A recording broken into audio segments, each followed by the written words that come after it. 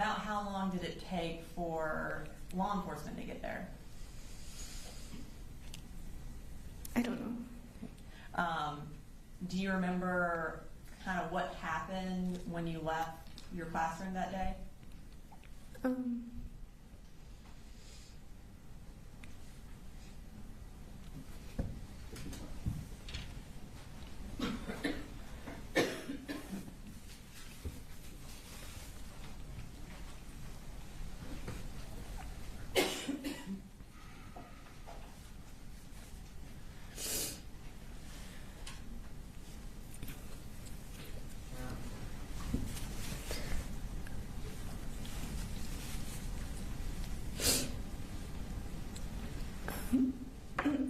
It's okay. And if you need a break, just let me know, okay?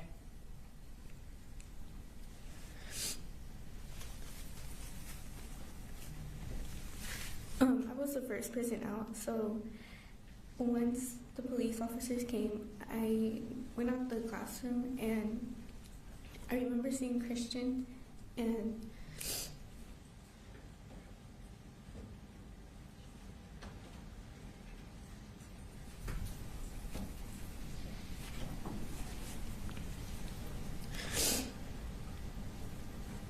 by the door there was like a wall pillar.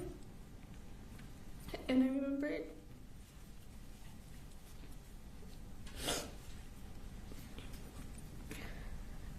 they sat me down, and that's when I had to call my mom. And then as I'm on the phone with her, I see Mason on the floor.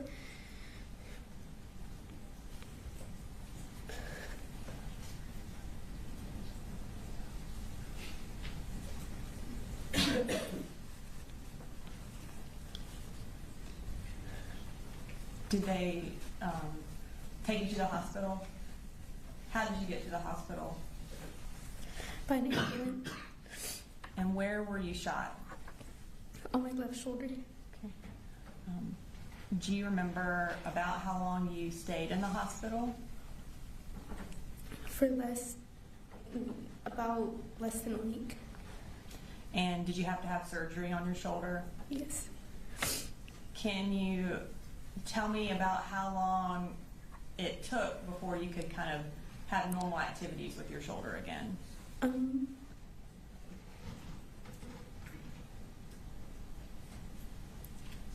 About 6 months. And was there anything that you weren't able to do that you normally did because of your shoulder injury? Yes. Play soccer. And were you on the soccer team? Yes. Did you, kind of as a result of what happened that day, is there anything that is more difficult for you, not talking about physical activities, but emotionally? Like, is there anything that is hard for you now, or that you feel like you've been affected by what happened that day? I feel like just seeing a lot of, just seeing what I saw that day, it just sticks with me.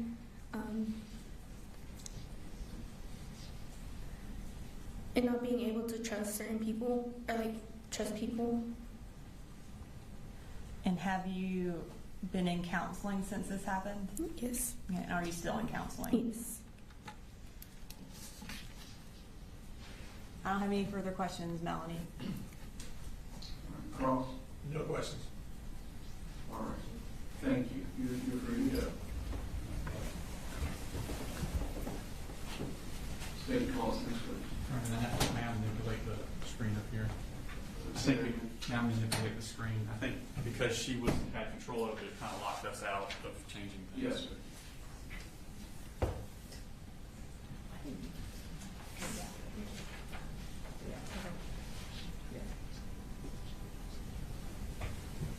That work? Yes, let me see the program lines. This will pull up and go. Okay. And Judge, we'll manipulate it from our computer from here on out, because I think once the witness stand touches it, we can't take it down.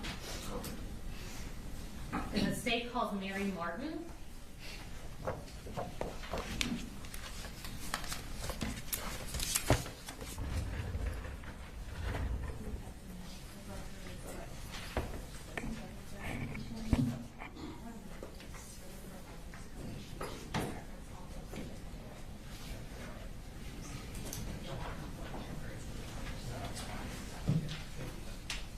And then this will not go into evidence, this is just a reference.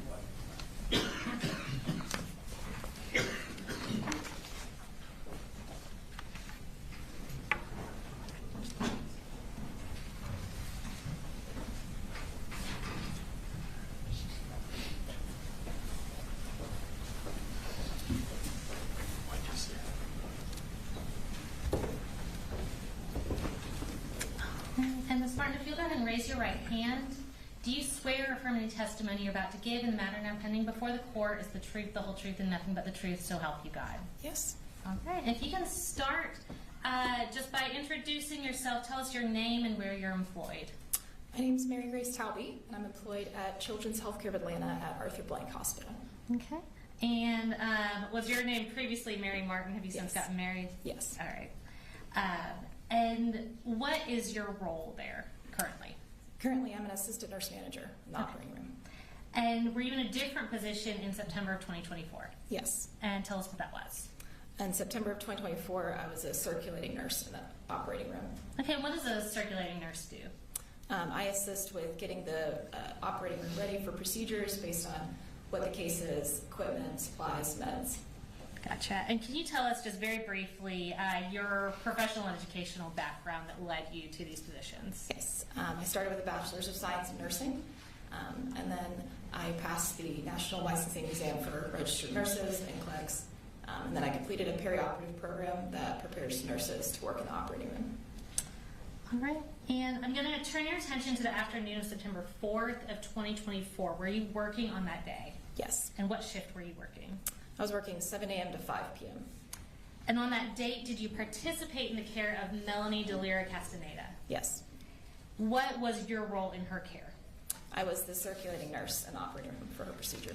Okay. And did you interact with Melanie before she went into surgery? Yes. And can you tell us a little bit about what you remember regarding her demeanor? I remember she was very quiet, sad, tearful. Okay. And as the circulating nurse, were you also present during her surgical procedure? Yes. And Judge, at this time, we're going to tender into evidence State's Exhibit 70. These are Melanie Delira Castaneda's medical records. We have the business records certification here. And the records themselves are electronic. I also have, which I previously showed the defense attorney for reference, the relevant excerpts from the medical records for the witness to refer to. Any objection to 70? No objection, Judge. I don't think those would go back to the jury. I think they're a little better. All right, we'll discuss all the issues about continuing business or otherwise.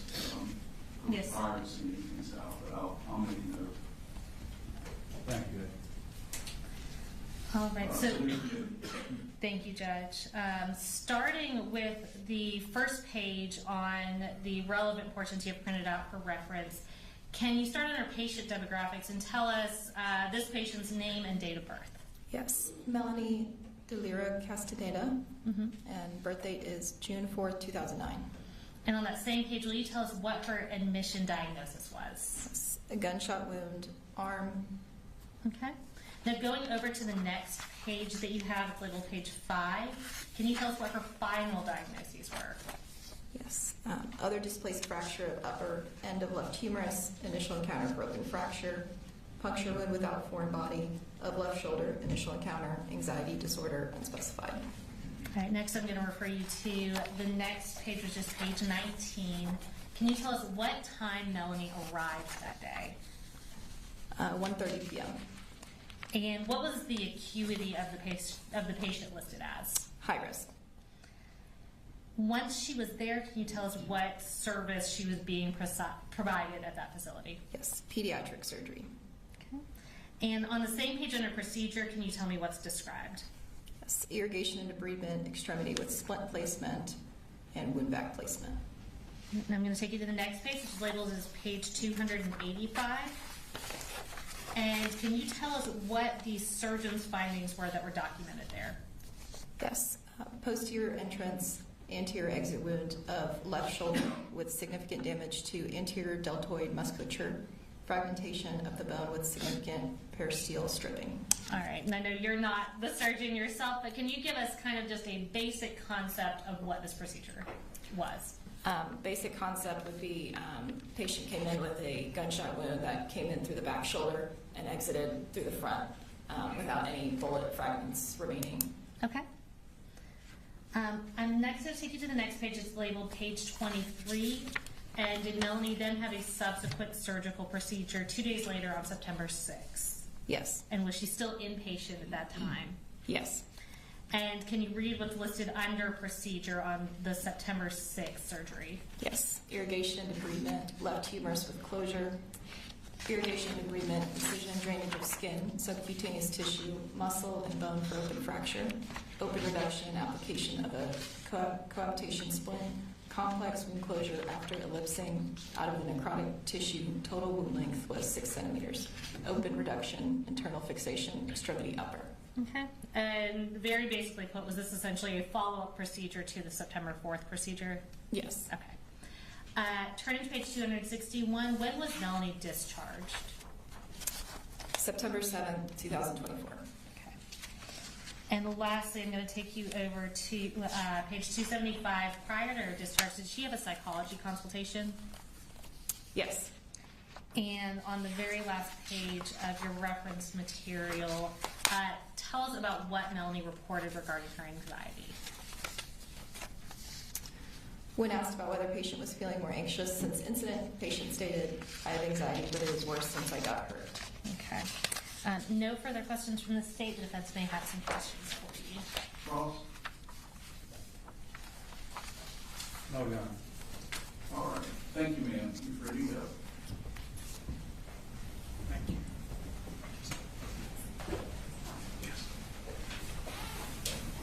State calls next witness. The state calls Nautica Walton, and judge, this next witness is a juvenile. All right. So it's in the media, same instructions, no recording, photographing, or otherwise the juvenile space.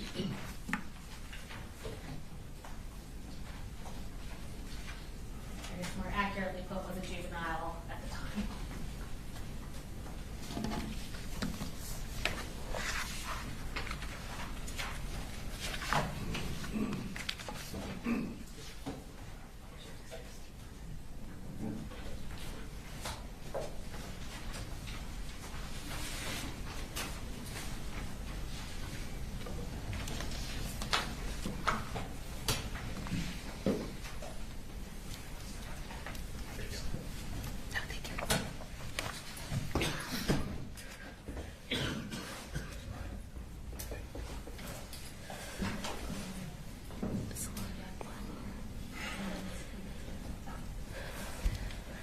Hi, Nautica. I'm going to have you raise your right hand.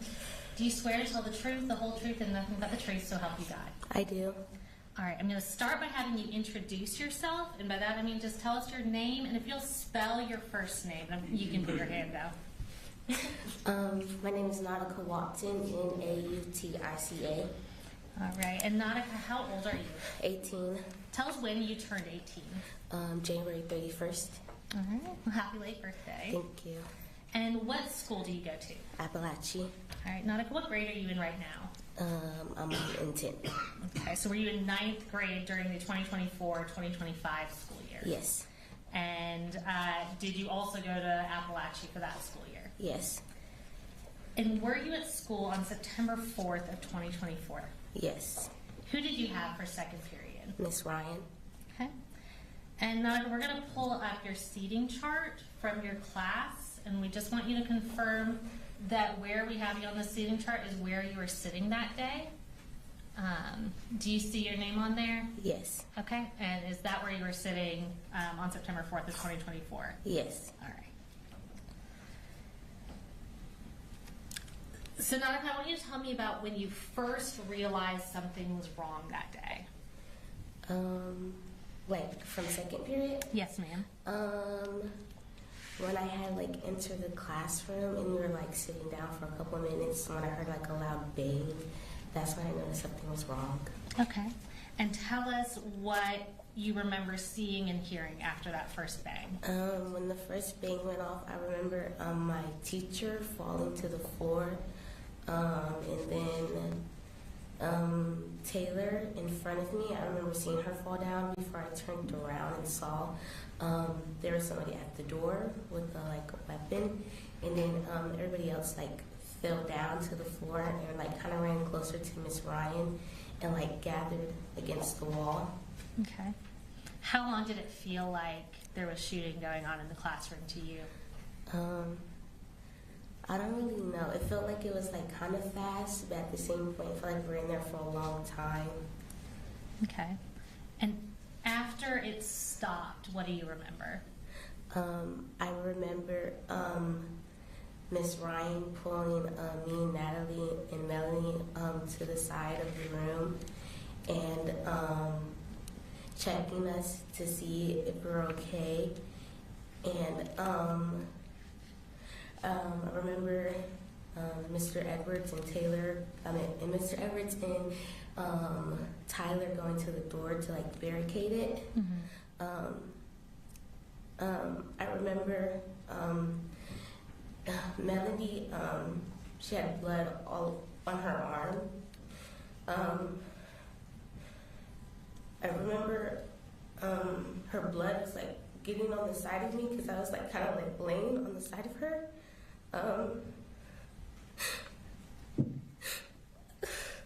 And take your time, Nautica. I remember my teacher telling me to stay awake because I was really, really tired and I couldn't keep my body. I remember Natalie laying on the floor, saying that she was hit and crying with a big puddle of blood. And I remember just really I felt a really hot spot at the bottom of my leg, and then I reached down and noticed that I got hit, and then my friend Brittany took off her jacket and wrapped it around my leg, and then I passed out after that. Okay. And Nautica, were you able to, or did you try to call anyone? I called my mom a couple times as soon as it happened. Mm-hmm. Our book bags were still at our seats. Usually when we first enter the class, Miss Ryan takes them up and put them behind her desk. But that day, me and Brittany kept our phones in our book bag. So after the incident had happened, I asked Brittany to get my phone while everything was going on because I couldn't move my body. I remember her crawling on the floor to go get it and bringing it back to me. And I called my mom several times, but I couldn't hear anything because everything was so muffled. Okay, so were you having trouble hearing after the shooting? Yes. Okay. And I'm going to show a few pictures to you. Did you look at these pictures before to make sure you recognized them? Yes. And are those accurate pictures of your clothes that day? Yes. All right, Judge, we would tender into evidence States Exhibits 94 through 97. No objection. All right, 94 through 97. All right, and what we're going to do, we're going to pull up versions of that picture on the screen so everybody can see, and we're just going to have you tell us what we're looking at. Those are my shorts. Okay. And did they have to cut those off you when they were providing you medical assistance? Yes. Okay. And we'll show you, and that's 94. We'll pull up the next one. Is that the back of those same shorts? Yes. Okay. And I see a mark on there. Is that blood from your injury? Yes. Okay. And then we'll pull up 90. That's 95. We'll pull up 96. Is that a closer picture of those same shorts? Yes. And we'll pull up 97. And is that the inside of those shorts, that same spot from the injury? Yes. Okay. And Nautica, do you remember how you left from the school? I remember being dragged out in the hallway. Mm-hmm. I was kind of in and out of it, but I do remember them cutting the emergency people cutting up my clothes and putting this really tight bandage around my leg, and then putting me on a stretcher and carrying me out to the ambulance. And then once I got out there, I passed out again, and I woke back up when I was in the ambulance and we were driving. All right. And who else was in the ambulance with you? Melanie. Okay. And this injury to your leg, does it still affect you to this day? Yes. Tell me how. I can't play any sports because it messes with my nerve. My leg gives out sometimes. I have like random flares. When it's really cold outside, it's like kind of hard for me to function because like my leg gives up sometimes and stuff like that. So I don't do sports or anything. Okay. And is that something that you used to enjoy doing that you haven't been able to do? Yeah. Okay. How has this affected you mentally and emotionally since this happened? I'm very paranoid. I don't like being in front of the doors at school. I like don't use the bathroom at school. I always stay with somebody very closely. After the incident happened a couple months after, I had nightmares, like mostly every night. I say I became kind of more distant from my friends, and I kind of became like more like depressed and like sometimes wanted to harm myself. All right. I don't have any more questions for you, Nautica. Thank you so much. I'll come get those pictures from you. Carlos? No question, Judge. All right. Thank you. State calls next. State calls Nick Ridge.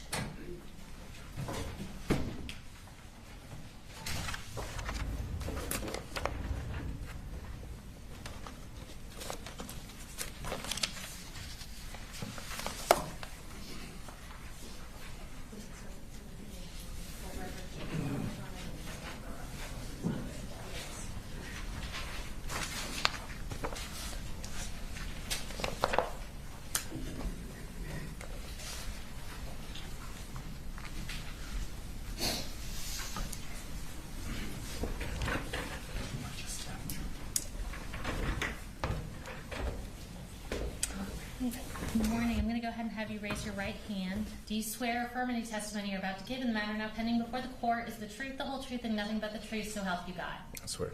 All right, you can put your hand down, and if you'll just introduce yourself to the jury and tell us where you're employed. My name's Nick Ridge, and I work at Northside Gwinnett in Lawrenceville. Okay. And in what capacity do you work in Northside Gwinnett? I'm a registered nurse. All right. How long have you been a registered nurse? March of 2020, about 5 years. And where did you go to school? Nursing, I did Augusta University. Okay. And what are your current duties as an RN there? Currently, I'm a critical care float nurse, so I work in the ICU and the ER. And were you working there in the same capacity on September 4th of 2024? No, at that time, I was a team lead in the ER and a trauma nurse. All right. Turning your attention specifically to the afternoon of September 4th of 2024, were you working on that date? I was. And what shift were you working? 7A to 7P. And did you participate in the care of Nautica Walton? I did. All right, I'm going to introduce under the business records exception into evidence Nautica Walton's medical records. The records are electronic on the hard drive. This is State's Exhibit 93, and this is the business record certification. And I'm going to provide for your reference some printed out relevant portions from those records. Any objection to that? Same objection, Judge, as to going out to the jury. We'll discuss that later. 93 submitted in evidence. So regarding Nautica Walton, what role did you have in her treatment? I was the primary trauma nurse that day. All right. I'm going to get you to speak up just a little Sorry. bit. You're fine. There's a microphone right in front of you. So referring you first to that first page is labeled page 5 of the records.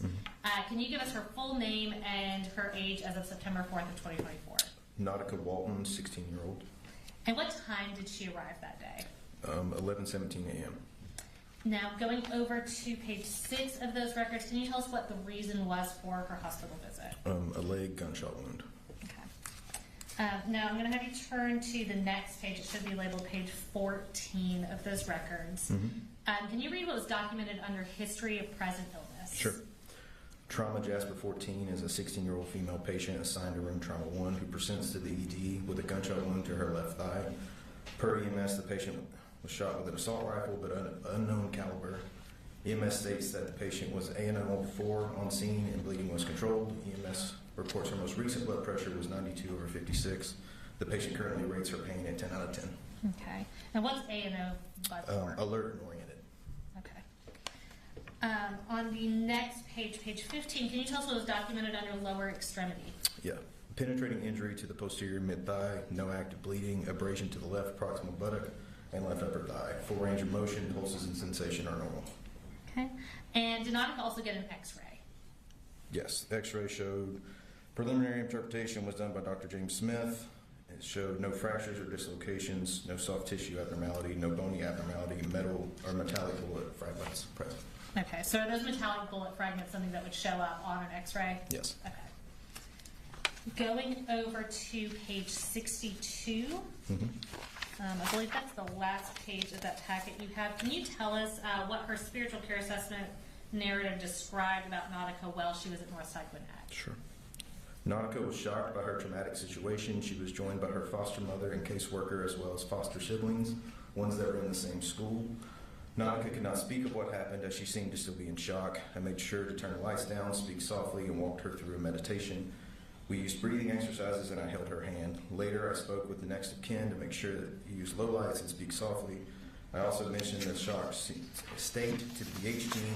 I also offered advocacy, presence, support, and prayer. Patient seemed to shake less and breathe deeper. Thank you. And lastly, was Nautica able to be discharged that day? She was. All right. No further questions from me. Ross? No question, Judge. All right, thank you, sir. You're ready to go. Thank you.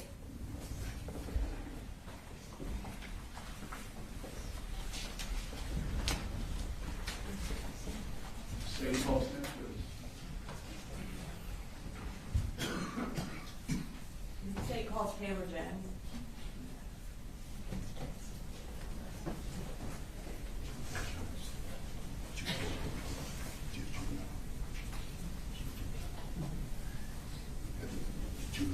Your Honor, this is a juvenile witness. All right, media, same precautions. We have another juvenile testifying.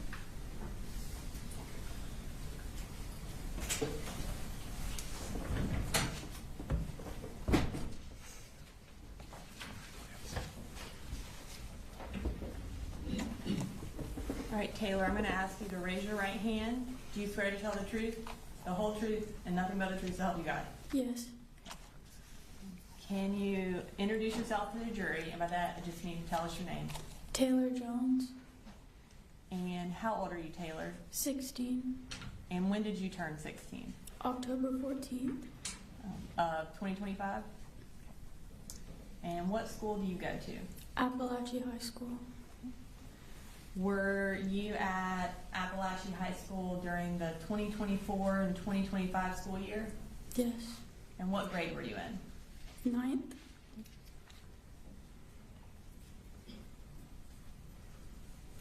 Did you go to school on September 4th of 2024? Yes. Okay. Do you remember who you had for second period? Miss Ryan, And what type of class was that? Algebra 1. All right. I'm going to show you a class seating chart. It's going to be right in front of you. Is that where that red circle is? Is that where you were seated? Yes. Okay. Do you remember if that was the first time you were seated there? Had your seating chart changed that day? Yeah. Okay.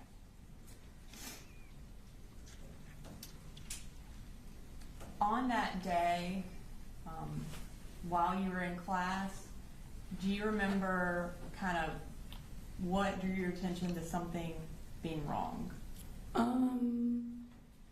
Something like in my body just like told me to look at the door, and then, yeah.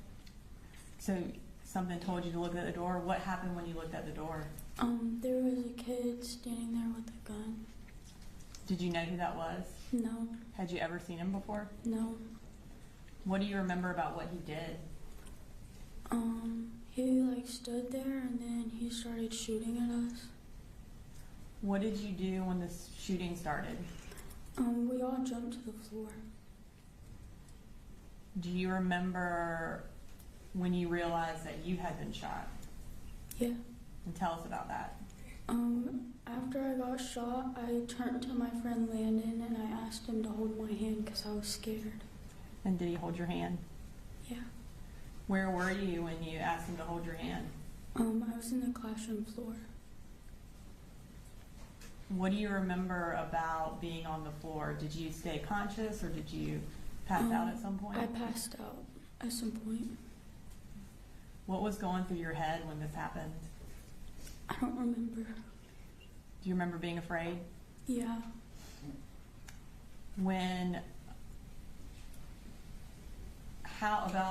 How long do you think it took before you were taken out of that classroom?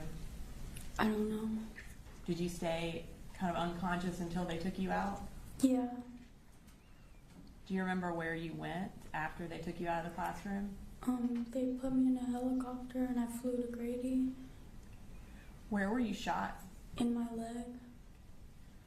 So you went to Grady Hospital in Atlanta? Yeah.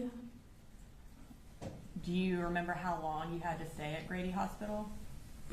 Like a couple weeks to a month. And while you were there, did you have to have surgery? Yes. Was it more than one surgery? Yes. Do you know how many surgeries you had to have? No. Since you were hospitalized that first time, have you had to be hospitalized more than that? Yes. Do you know about how long you've had to spend in the hospital since September 4th? I spent like months. Months? How have your activities been limited since you were shot? I can't really do any of them anymore. What activities did you used to like to do that you can't do anymore? I used to play volleyball. Were you on the volleyball team at school? Yes. And have you been able to go back to the volleyball team? No. Do you still have any physical difficulties? Yeah. Tell us about those. Like it's like hard to walk and I can't like move my foot or anything really. Are you still getting treatment? Yeah. What kind of treatment do you still get? I go to physical therapy and then I get like Botox shots and just like shots that help my pain. When have you been able to physically go back to school? Yes. When were you able to go back to school? I went back the first day The first day of this school year. of this new school year? So you were out for about a whole year? Yes.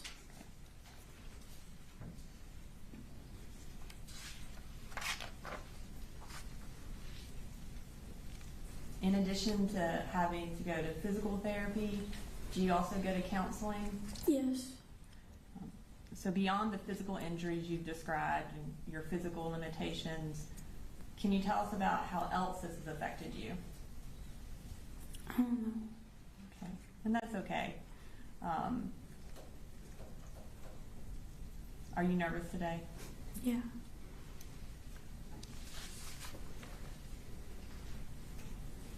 I don't have any further questions, Taylor. Thank you so much. Wait 1 second. Jenny Cross. I just want to make sure. They're done. Is Yeah, that we're done. Cross? No questions, Your Honor. Thank you. All right, thank you. Can we approach briefly before we go this? Yes, sir.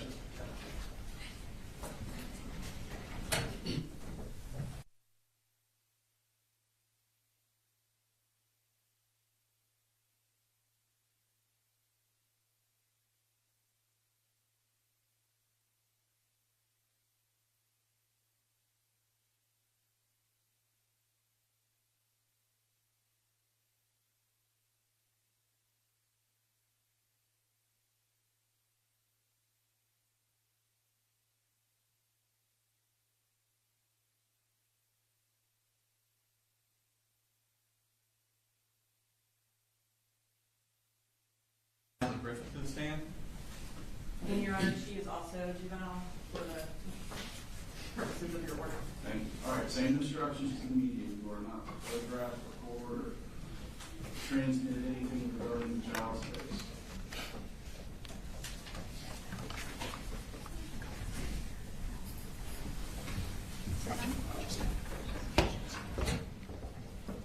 Hey, Natalie, how are you today? I'm okay. Okay.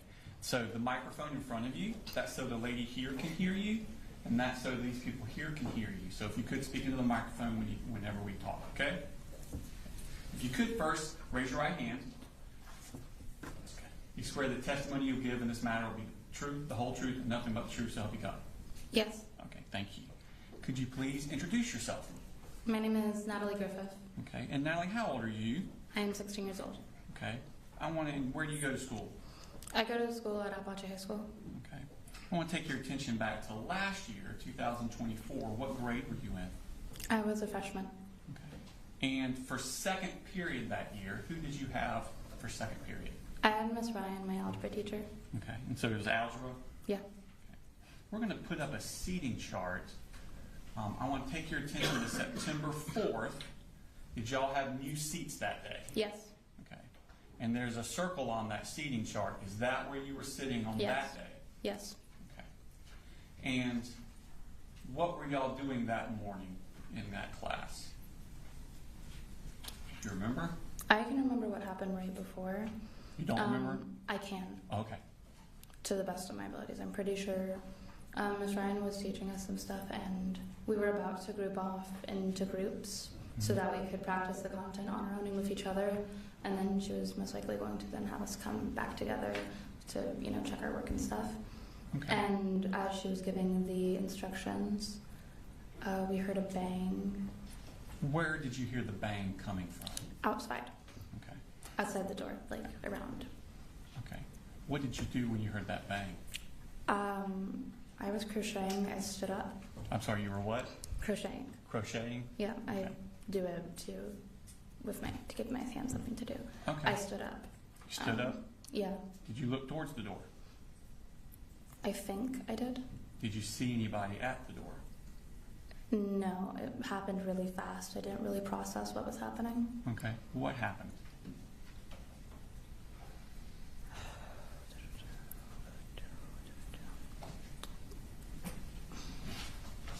It happened really quickly.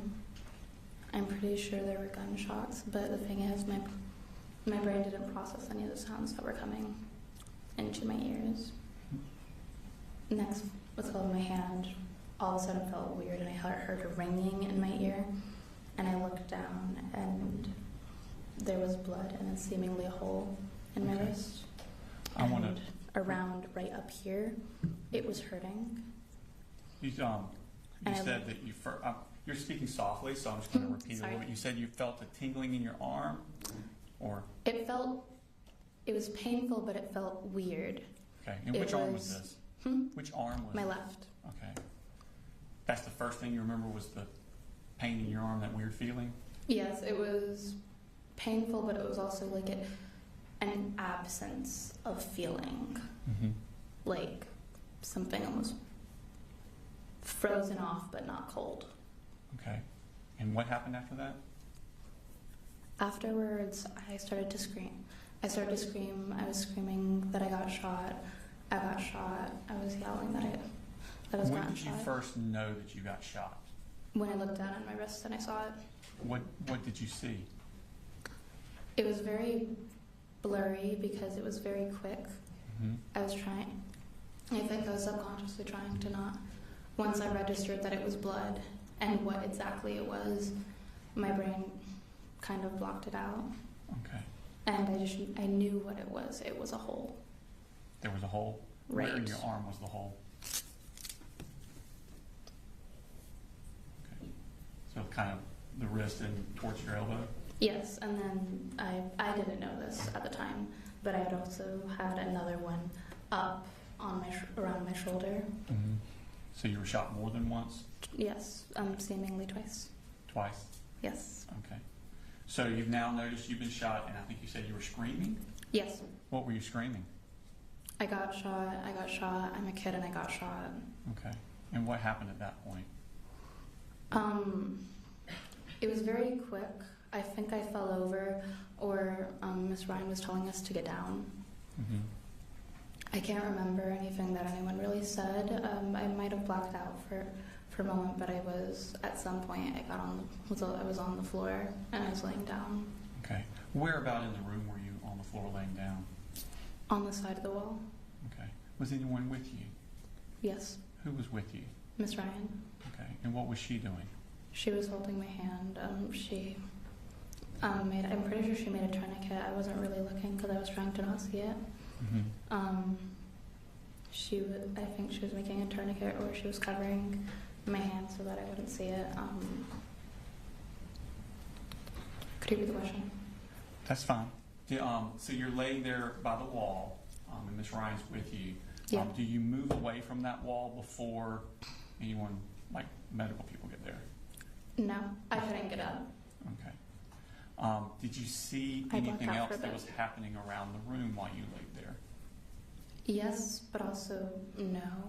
Okay. I was kind What do of. you remember? I remember afterwards when things settled down, Mm-hmm. I was looking around the room. I saw the plushie that I would use, what's it called, as like a fidget toy, Mm-hmm. across the room, and it was laying down, and there was a splatter of blood on it. A fidget toy? Yeah, I saw I saw Coach Edwards and I think Tyler. I'm not sure. They were barricading the door, moving desks and chairs in front of it. Okay. And I remember when the police got in. Okay. I heard a bang. They were banging on it, and then finally they got in. Okay. How long was it before the police came in? I can't tell you. Okay. It was like time stopped. Okay. Everything was moving very quickly and slowly. Quickly and slowly? Time was seemingly moving quickly, but to me it was very slow. Okay. So the police come in. What do they do? They looked around. At that point, I kind of went off on my own. Do you mean And physically or mentally. Mentally. And the next thing I know, they were picking me up by my arms and legs, and they were taking me out and putting me on a stretcher. Okay. Did they say anything to you while they were doing this? Yes. What kind of things were they saying? I can't remember. Okay. Were you saying anything to them? Yes. What were you saying to them? Mainly sarcastic things. I was trying to distract myself. What type of things were you saying? I remember my Crocs. They were starting to slip off, Mm-hmm. and I asked one of them to try and push them back on, but I didn't communicate that correctly, and so I instead ended with them thinking I wanted them to take them off, so they were thrown across the room, and I thought I would never see them again. They took your Crocs off? Yes. Okay. Were you worried about anything while they Yes. were dealing? What kind of things were you worried about? My friend, Lorelai, she was only her class was only around the corner, and I was worried Okay. that her class had also gotten shot, and I was also worried that I was going to die, and how that would affect my parents, Okay. because my dad has a heart problem. Okay.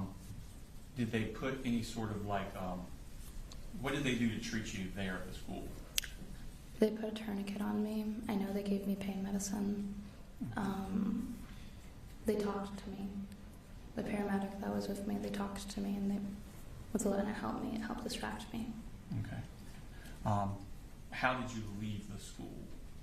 By an ambulance. Okay. As you were leaving the school, did you see anything? Leaving the school. Mm-hmm. Not the being building. taken out of the building. Taken out of the building, yes. I saw Colin Gray. He was on the floor with his hands behind his back. Had you ever seen him before? No. Okay. Did you know who he was? No. Okay. I remember thinking. What did you think when you saw him?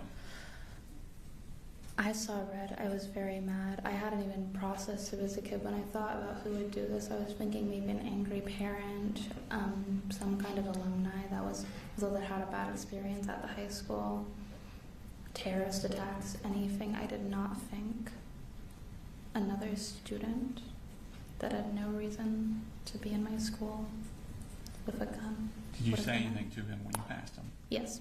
What did you say to him?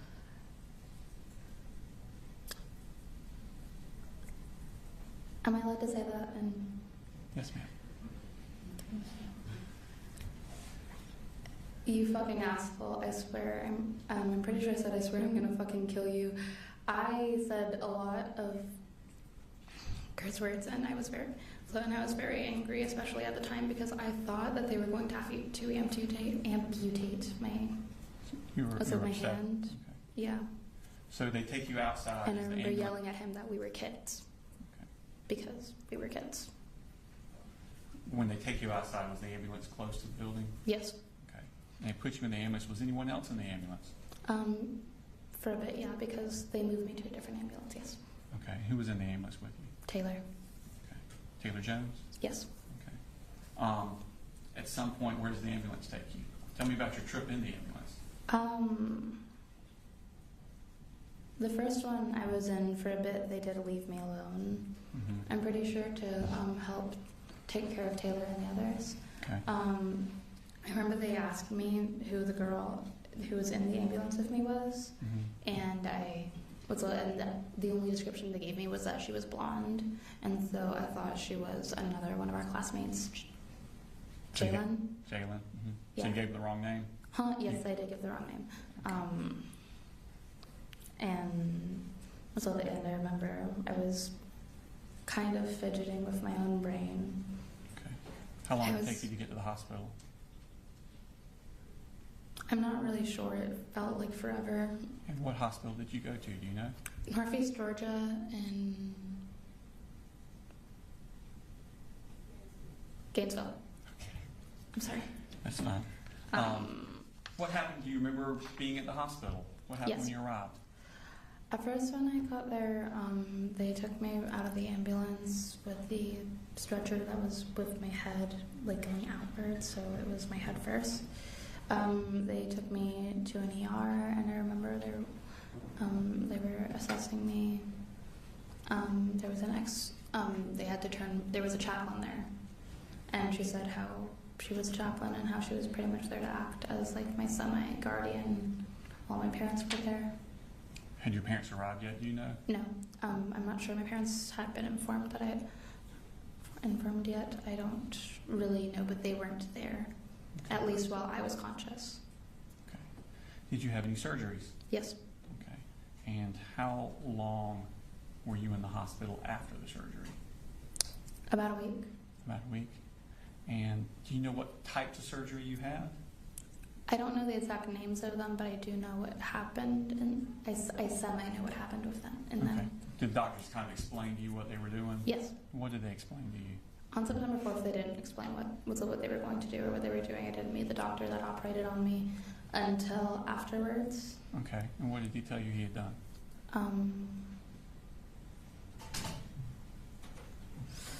I can't really remember the exact medical terms. I know they had I don't tried need for medical some terms, hours, just but I need teenager terms. they had. What was your placed- understanding of what they had done to you? They had taken some cadaver nerves out of someone else and given me and grafted them onto mine because I had a big because my nerves were severed. Okay. The one that was in mine. Around my wrist, and also we didn't figure this out until a couple months later, but also one up my median nerve, I think is it's called, up around my shoulder was also. Okay.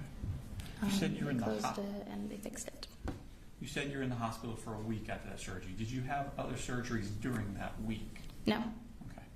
When you came, did you come home after that? Yes.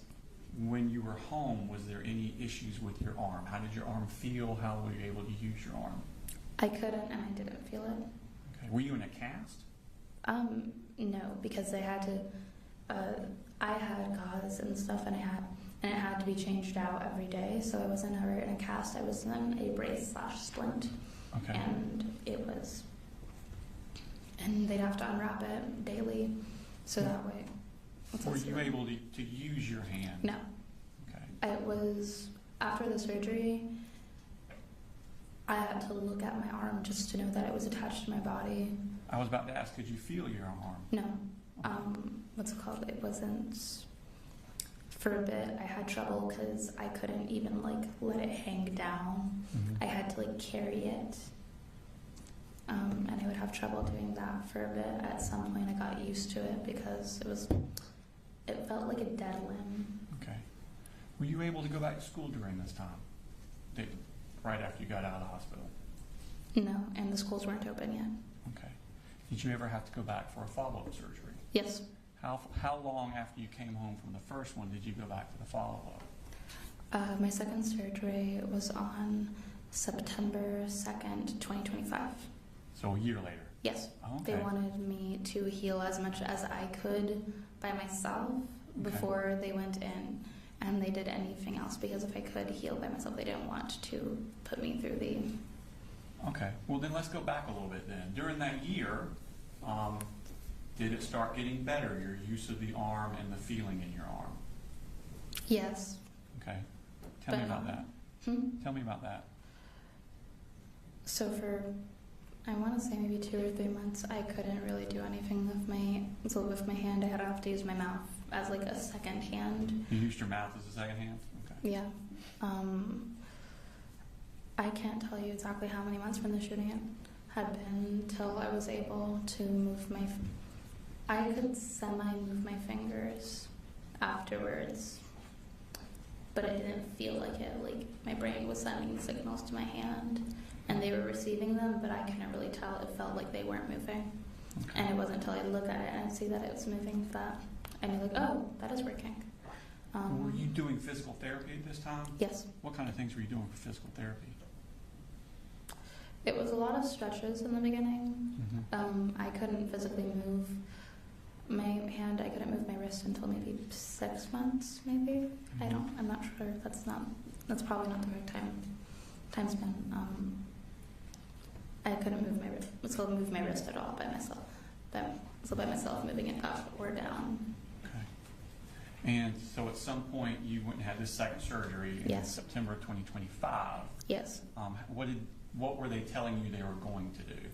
They took sural nerve from my left calf, a sensory nerve that I didn't really need, and they mixed it in with the cadaver nerve graft they had given me on September 4th because since it's sural nerve, it's on foreign DNA. Okay. And so my body was less prone to reject it. Since it was yours, it was. Okay. Yes, because I'm the cadaver nerve. How long did you stay in the hospital after that surgery? I left the day of. Day of. Okay. Yes. Since that time, have you noticed a difference? Has it been getting better?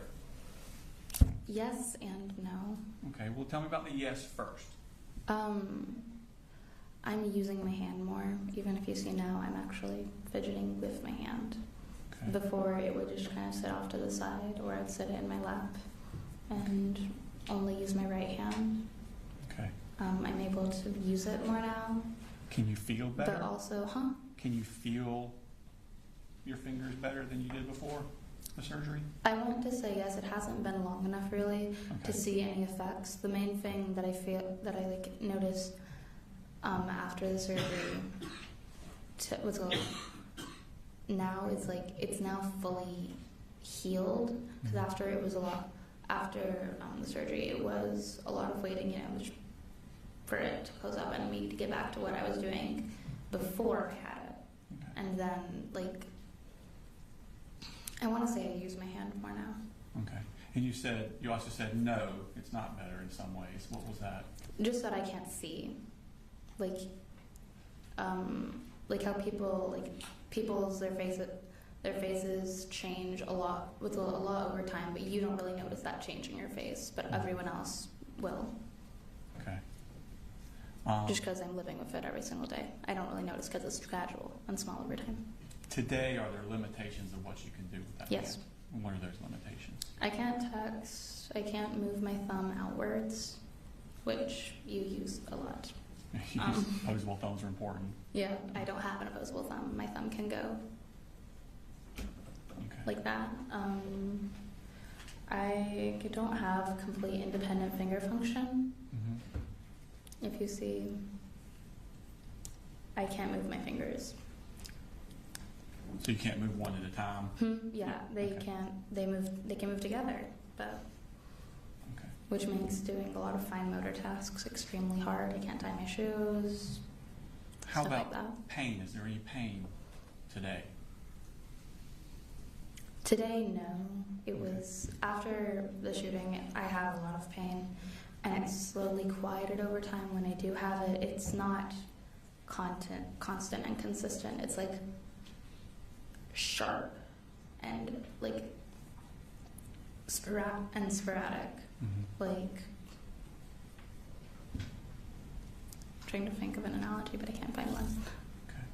Just, it happens sporadic and randomly sharp pains in my wrist, my thumb, Okay. and stuff like a needle coming out of my skin.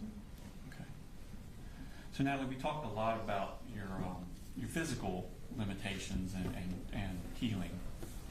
What about your emotions? What were they like directly after? Did you have some emotional issues after this? I'd like to say yeah. I'm sorry. I'd like to say yes. In what way? Afterwards, I couldn't place where my emotions were. If you told me how I was feeling, I would say I was okay or I'm fine, because I couldn't find the correct adjective to use. Okay. I guess now I would use the word distraught, dazed. Okay. I couldn't. I had PTSD afterwards. Even now, my brain now goes towards possibilities, and just everyday things. Driving, I think someone could crash into our car right now, send us flying off the road, and we could all die. When someone knocks on the door in my classroom, I think, do they have a gun? Before I think, oh, it's Alex coming back from the bathroom. I'm just using a random name. Okay.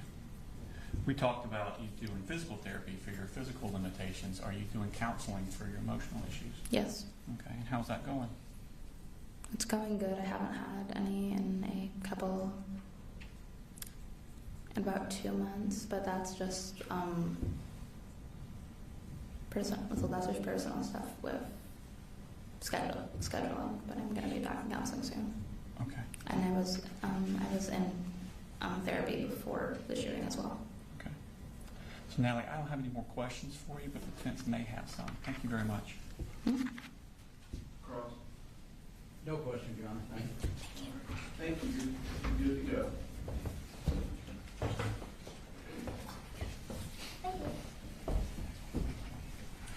Call us next witness.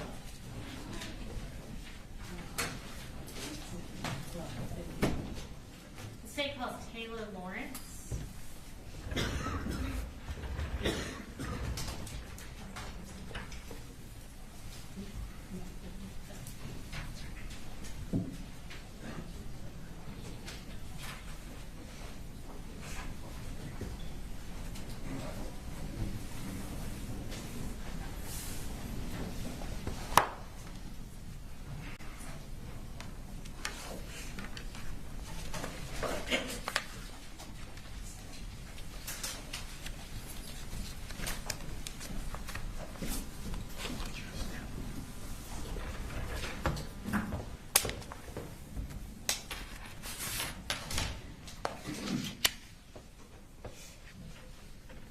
All right, if you'll go ahead and raise your right hand. Do you swear or affirm any testimony you're about to give in the matter now pending before the court is the truth, the whole truth, and nothing but the truth, so help you God? I do. All right, you can have a seat. And if you want to start just by introducing yourself to the jury, tell us where you're employed. I'm employed with Georgia Bureau of Investigation. My name is Taylor Lawrence, and I'm a crime scene specialist, special agent. All right, and what GBI office are you out of? I'm out of Region 8, Cleveland. Okay. And even though you work out of Cleveland, did you provide assistance in the Apalachee High School shooting investigation on September 4th of 2024? I did. And how did you become involved with that? I interviewed Natalie Griffith. Okay. And where did you respond to do that? I was told that there was a victim at Northeast Georgia Medical Center in Gainesville, Georgia, and at that time I didn't have a name, and once I got to the hospital, that's when they told me and showed me to where she was in surgery. All right. And in your capacity at the GBI, was your office and other outside offices coming into Barrow County and the surrounding hospitals to provide assistance to law enforcement on that day? We did, yes. So when you first got to Northeast Georgia Medical Center, were you able to speak with Natalie initially? Oh, I'm sorry. I was not. No, she was in surgery when I arrived at the hospital. Okay. Did you speak with a nurse who was familiar with Natalie's treatment? I did, yes.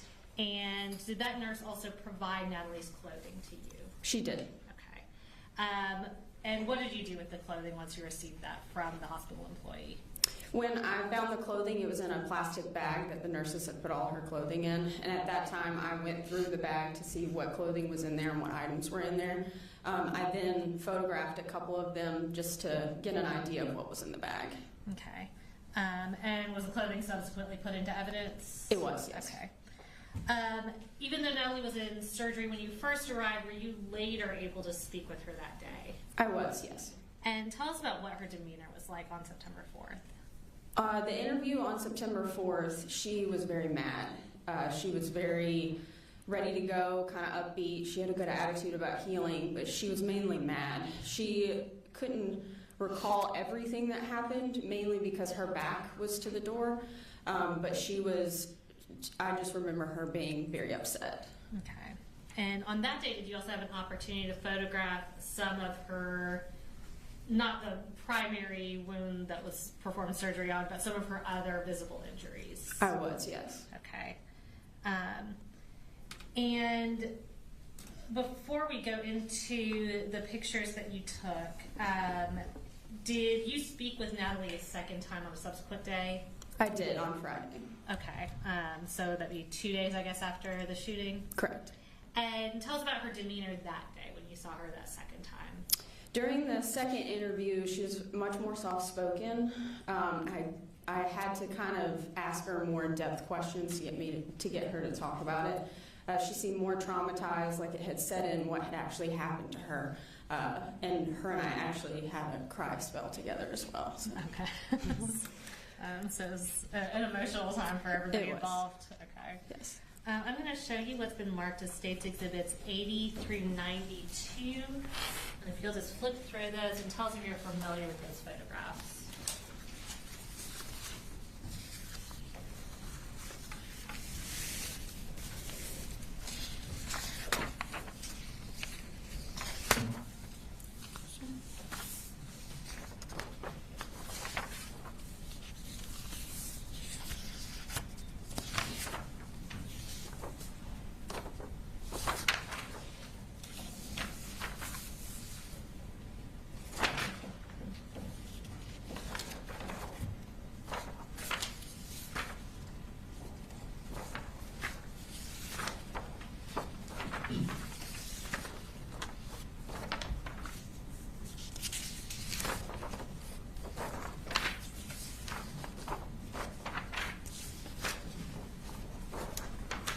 Yes, I am. These are photographs I took. Okay. And are those both of Natalie's person and her clothing? Yes. Okay. Are they fair and accurate depictions of the photographs you took that day? They are, yes. All right. And Judge, at this time, we would under States Exhibits 80 through 92, and we're going to publish those for the jury. Okay, good. All right, 80 through 92 are admitted. All right, we're going to pull these up on the screens. It should appear behind and in front of you, and we'll just talk through one by one. We're going to start with States Exhibit 80. Will you tell us what that's a photograph of?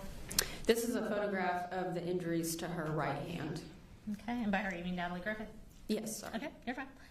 And we'll go on to 81. This is just a different angle of that same hand. Okay, and do y'all use that measuring stick just to give a perspective of the size of the injuries? Correct. Okay. Going on to 82.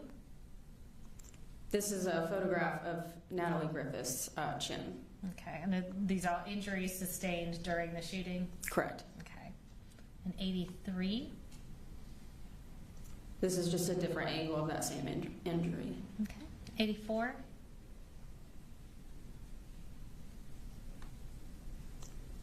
This is a photograph of her chin and then as well as injuries to her chest Okay. and neck. And 85. This is a photograph of the jeans she was wearing when she was shot. And 86. This is a photograph of the back of the jeans. Okay. And 87. This is a photograph of the t-shirt that Natalie was wearing when she was shot. Okay, let me see the damage done to the shirt. Is it your understanding that damage is from the shooting? I believe part of it is EMS. When they responded to her, they cut some of the shirt, but that is the area where the bullet wound was, and then there's also a hole near the neckline as well that is a bullet defect. Okay. And 88. This is the neckline bullet defect. All right. And can you point on that screen behind you? And it's kind of hard with the black shirt where that defect is. Perfect. Thank you. And 89. This is a photograph of the inside of the t-shirt. I'm just photographing all sides of this defect. Okay. States 90. This is the bra that Natalie was wearing. Okay. And 91. This is a mid-range view of a bullet defect in her bra. Okay. And 92. And here I'm just showing how large the hole was. And I do not have any additional questions for you. Defense may have some. I'll come grab Any those. cross? No question, John. All right, thank you. You're free to go.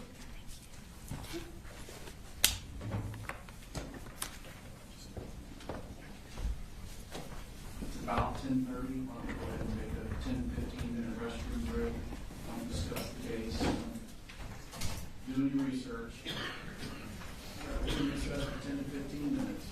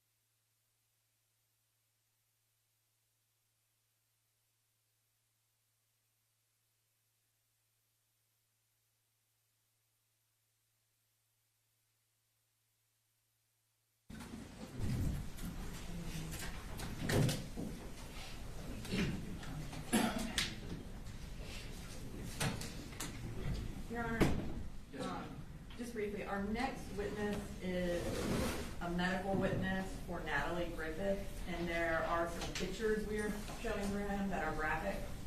So I just wanted to, I guess, put it on the record for the purposes of the media, not recording it, and for anyone in the audience to know that there will be some graphic pictures being shown.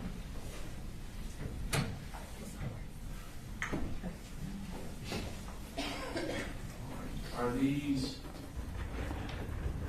are from the hospital? Yeah, the hospital pictures. Yes.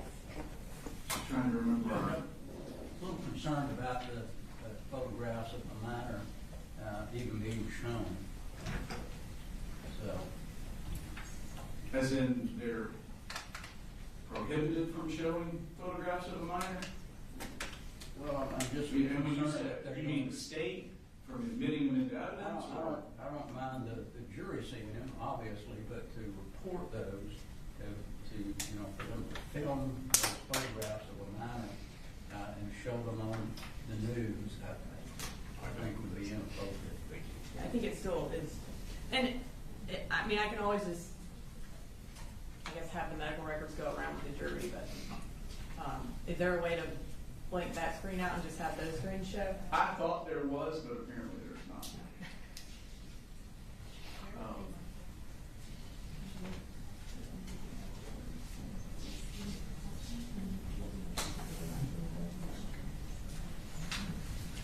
Let me preview the Would the court like to see those photographs, maybe? Yeah, I'm good. I'd like to preview.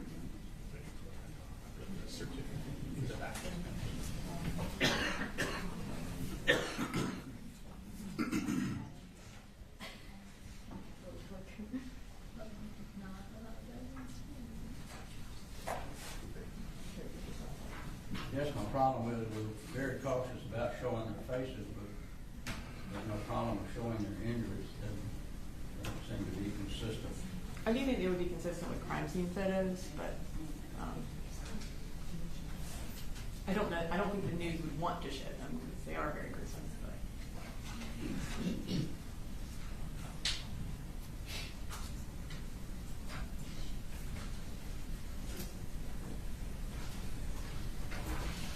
All right.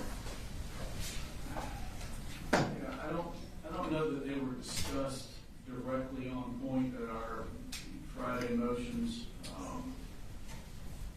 Having viewed the photographs, I would agree that they are not likely something that the news would publish or broadcast. I don't see any benefit to the general public via the media seeing these photographs. So I'll go ahead and direct the media not to record or transmit the photographs, as at least a couple of them are very, I'll use the word gruesome.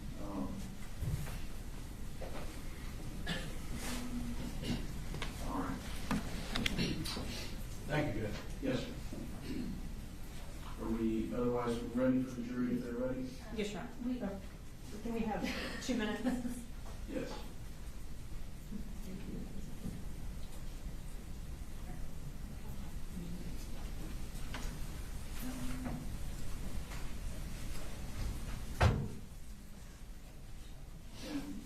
Ms. Brooks, is this your witness? Yes, Your Honor. If you just want to make some sort of cautionary statement to the jury right before you Yeah. publish them, just.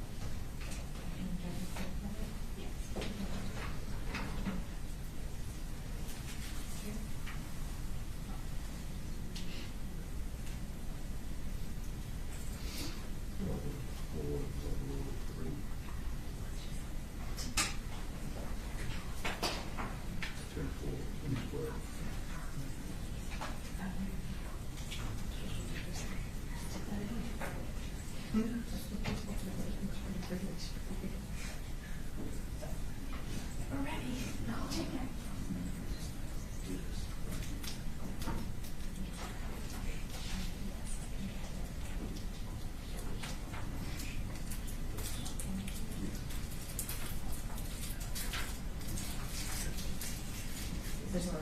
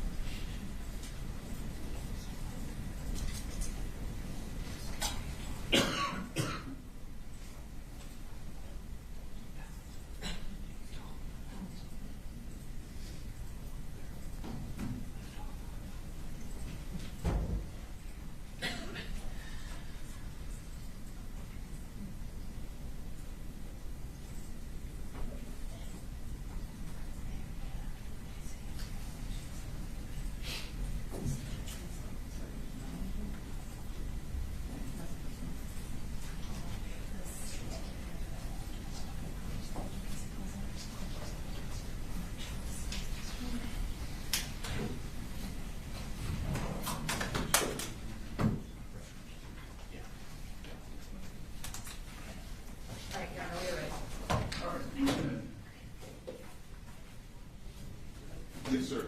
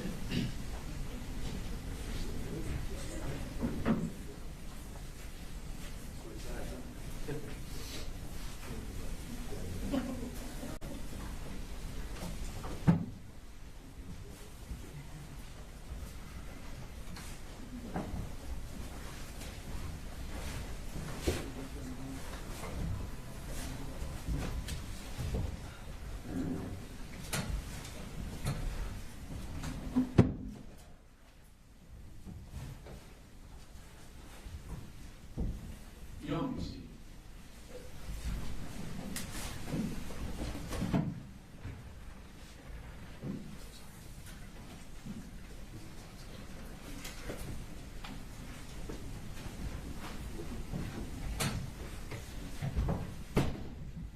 Sorry, we have a minor technology issue we had to work out. State calls next week. The state calls Sydney Garner.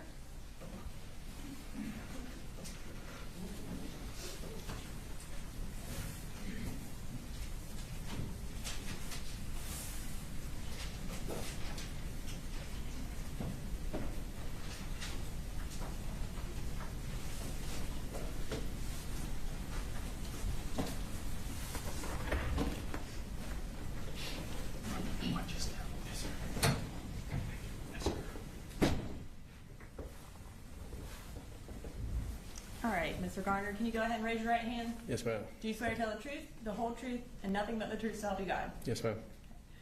And can you introduce yourself to the jury and go ahead and spell your first and last name as well? Sidney Garner, Sidney Garner.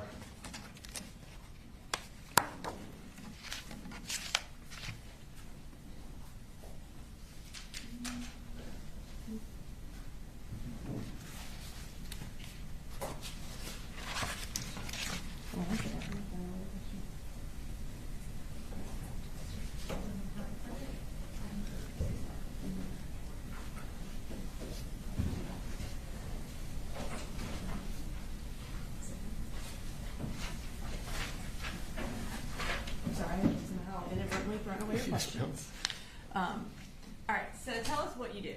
I'm a registered nurse at Northeast Georgia Medical Center in Gainesville in the emergency department. Okay. And how long have you worked in Gainesville? I've been in Gainesville for 10 years. And have you worked anywhere else as a nurse? Not as a nurse, I was a paramedic for 10 years prior for Gwinnett County Fire. Okay. Can you tell us about your education that, I guess, allowed you to be a nurse. I received my undergrad at the Alabama.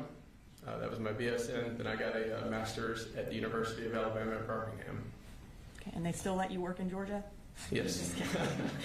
All right, so you said that you were fireman and EMT prior to becoming a nurse? Yes, ma'am.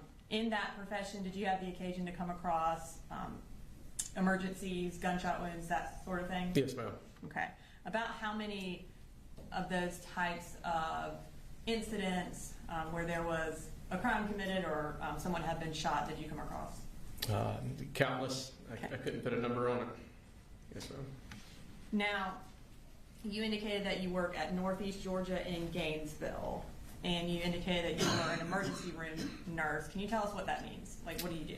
I'm currently an assistant nurse manager. I've got 30 employees under me in the department.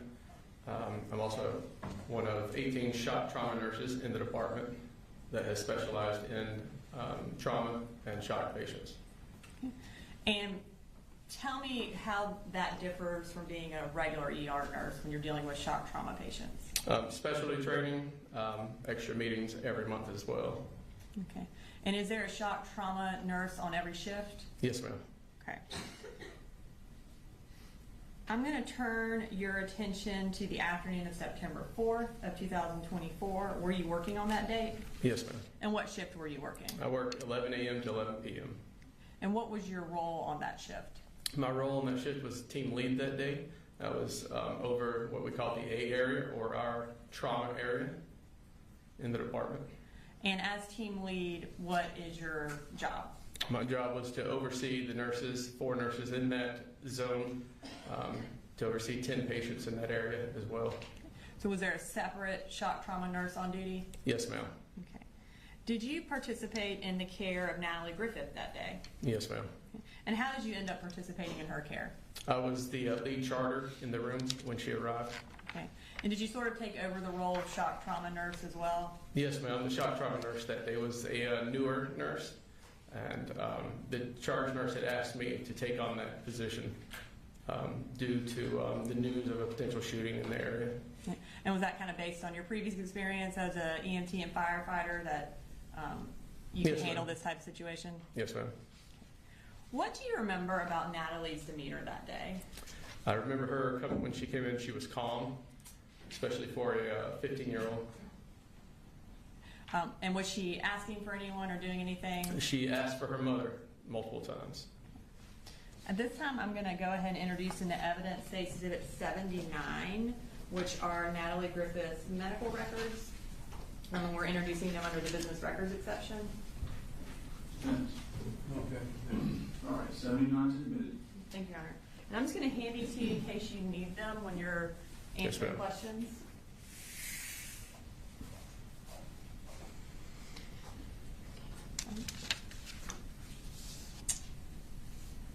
Can you tell us what time Natalie arrived at the hospital? Natalie was registered in the emergency department at 12:01 And how was she transported there? by ambulance. Did you participate in assessing her when she arrived at the emergency room? Yes, ma'am. And how old was she? Natalie was 15.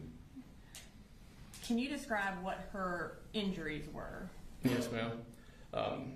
Natalie had appeared to what be a graze wound across the top of her left breast, a penetrating wound to the upper left arm on the medial and lateral side, also a large wound to the left wrist. And when you say graze wound, can you tell us what you mean by that? It appeared something had cut through the tissue of the top of the left chest. It did not penetrate in, but it was kind of filleted open. And can you tell us what you mean by penetrating wound? What we assumed to be a GSW at the time, a gunshot wound. And I think you indicated that there was a lateral and then... Yes, ma'am. There was a wound to the medial side of the arm and the opposite side of the arm. And in terms potentially a entrance and exit wound.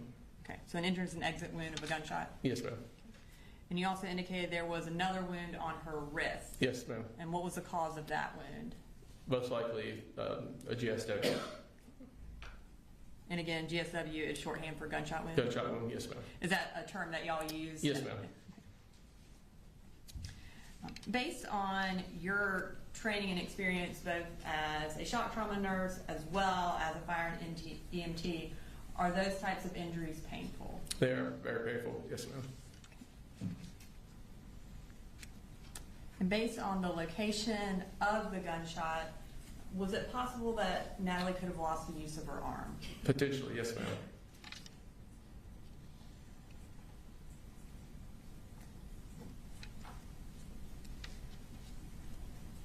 During the course of her treatment, were photographs taken of her injuries? Yes, ma'am.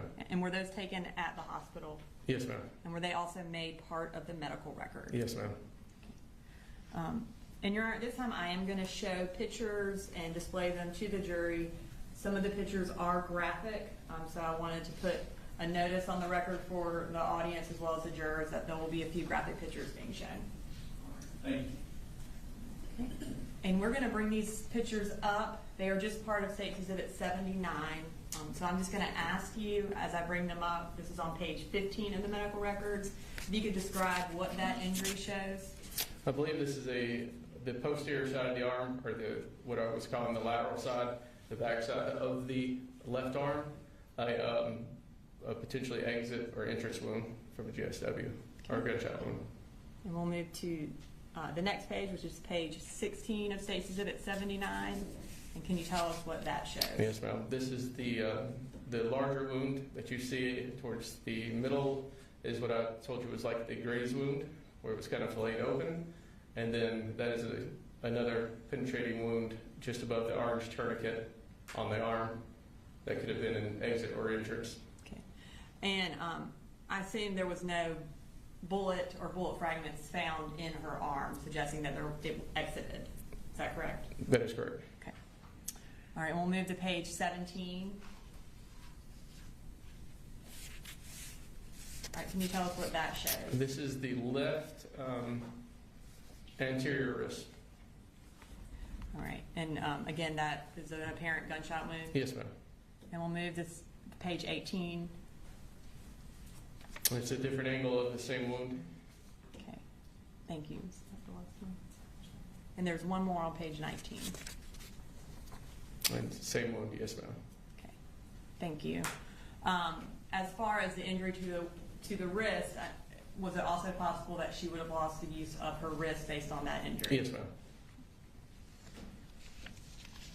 While Natalie was at the hospital, what treatment did she undergo? She received IV antibiotic therapy. She went to the OR for repair of that right wrist. I washed out of the left wrist, I'm sorry. I washed out of the left arm as well. And then after the OR on the floor, when she was admitted, she did receive screening for PTSD. Okay. And can you just tell us what you mean by washout of the arm? To clean out any debris that might be left in the arm to prevent infection. Okay. Does that aid in the healing of the injury? Yes, ma'am.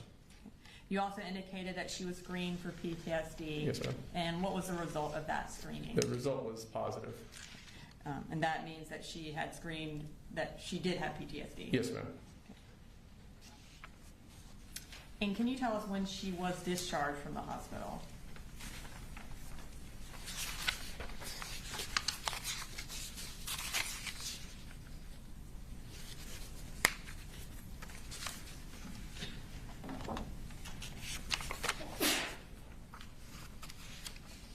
I believe it's on page 1. Is it on page 1? Under discharge information? She was discharged September 25th at 12:39 in the afternoon. Okay. Thank you. Yes, ma'am. I don't have any further questions. All right. Cross? No questions. All right, thank you, sir. Thank you.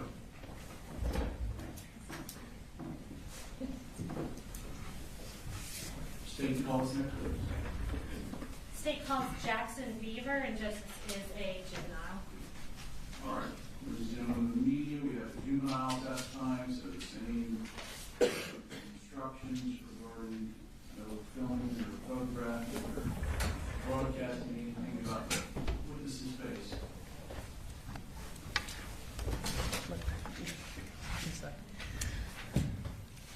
right, Jackson, I'm going to go ahead and have you raise your right hand. Perfect. Do you swear to tell the truth, the whole truth, and nothing but the truth, so help you God? Yes, ma'am. All right, you can put your hand down.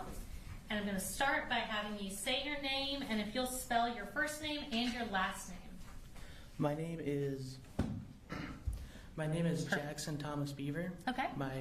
It's spelled Jaxson. But Yep. And how do you spell Beaver? Beaver. Thank you. And Jackson, how old are you? I am 16, about to turn 17. Okay. So you're about to turn 17. When's your birthday? June 12th, 2009. All right. And Jackson, did you used to go to Apalachee High School? No. I mean, I was new to school. You were whatever new to the happened, school? yeah. Okay. So did you go to Apalachee for a short period of time? Yeah. Okay. And was that your freshman year of school? Yeah, it was. And was that last school year, so 2024 into 2025, that it would have been that year? Mhm. Okay. So let's talk about September of 2024. Were you going to Apalachee then? Yes, I was. Okay. And did you go to school on September 4th of 2024? Yes, ma'am, I did. Okay. Do you remember who you had for second period? I had Miss Ryan. Mm-hmm. And what I'm going to do is we're going to pull up your class's seating chart on that screen in front of you. And we're going to have where we believe your desk was circled.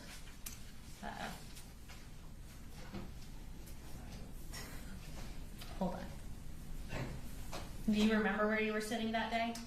Yes. Okay, so why don't you check out that seating chart and you see where your name is circled? Is that accurate to where you were sitting? Yes, it is. All right, thank you.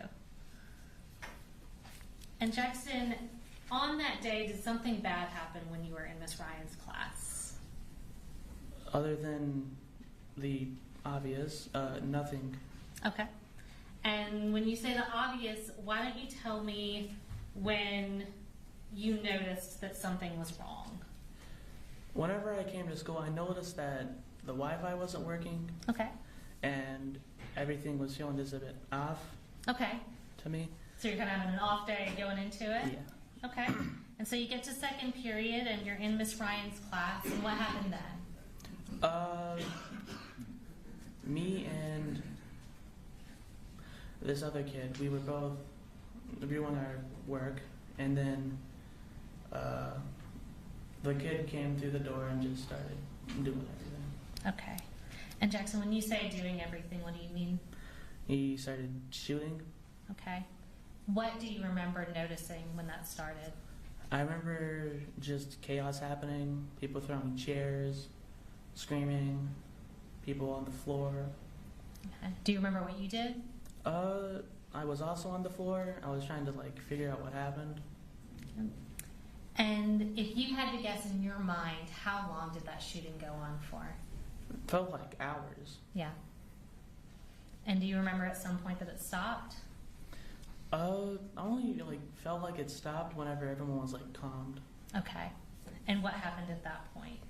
Everyone was checking up on everyone, seeing who got hurt.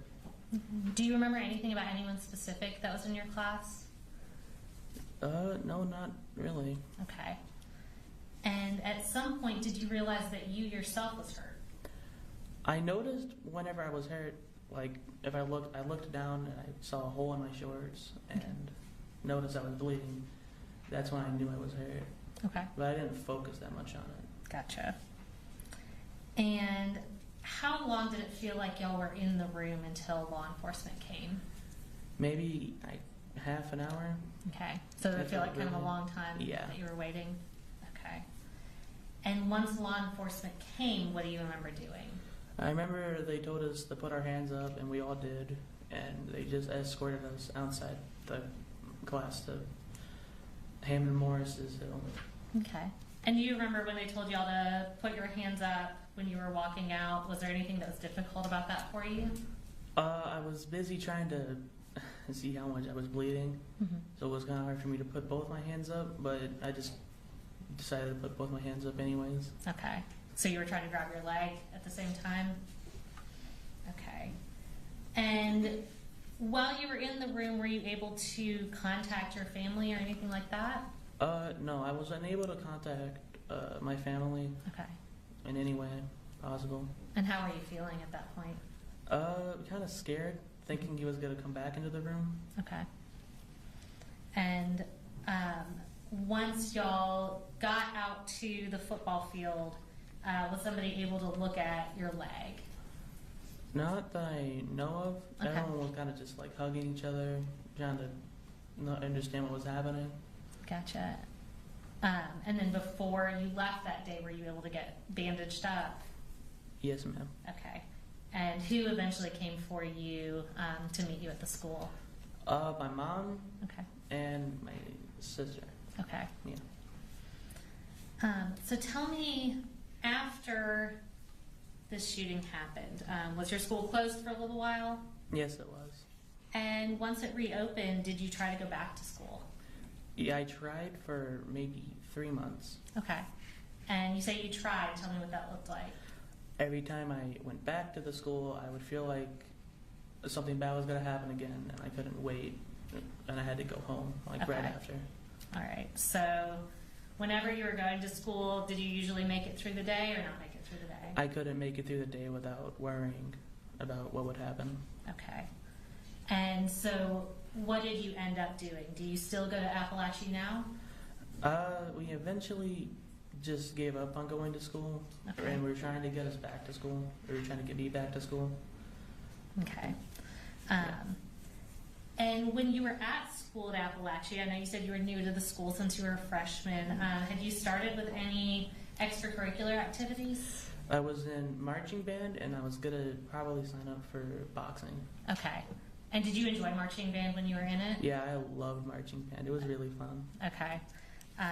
So you said that you weren't able to stay in school because you couldn't get through the day. Did that affect your ability to be in the marching band at school? Yeah, it really did. Okay. Because it was also involved with the school. All right. So are you able to do that now that you're not able to go to regular school? No. Okay. Is that something that you miss? Yeah. Yeah. And in your day-to-day life, does what happened to you still affect you, like mentally or emotionally? Sometimes I just forget it happens, but whenever I do, it kind of messes me up a lot. Yeah. Okay. And when you say messes you up, what do you mean? Kind of just like lay in my bed and just let the day go by. Okay.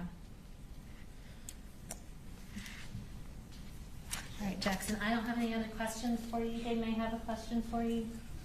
Cross? No question, Jay. All right. You're good to go. Thank you, Jackson.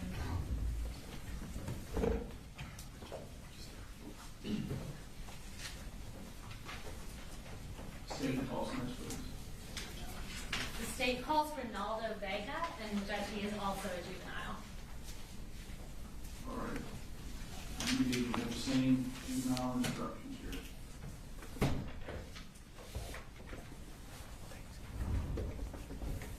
All right, I'm going to start by having you raise your right hand. Put your hand up. Perfect.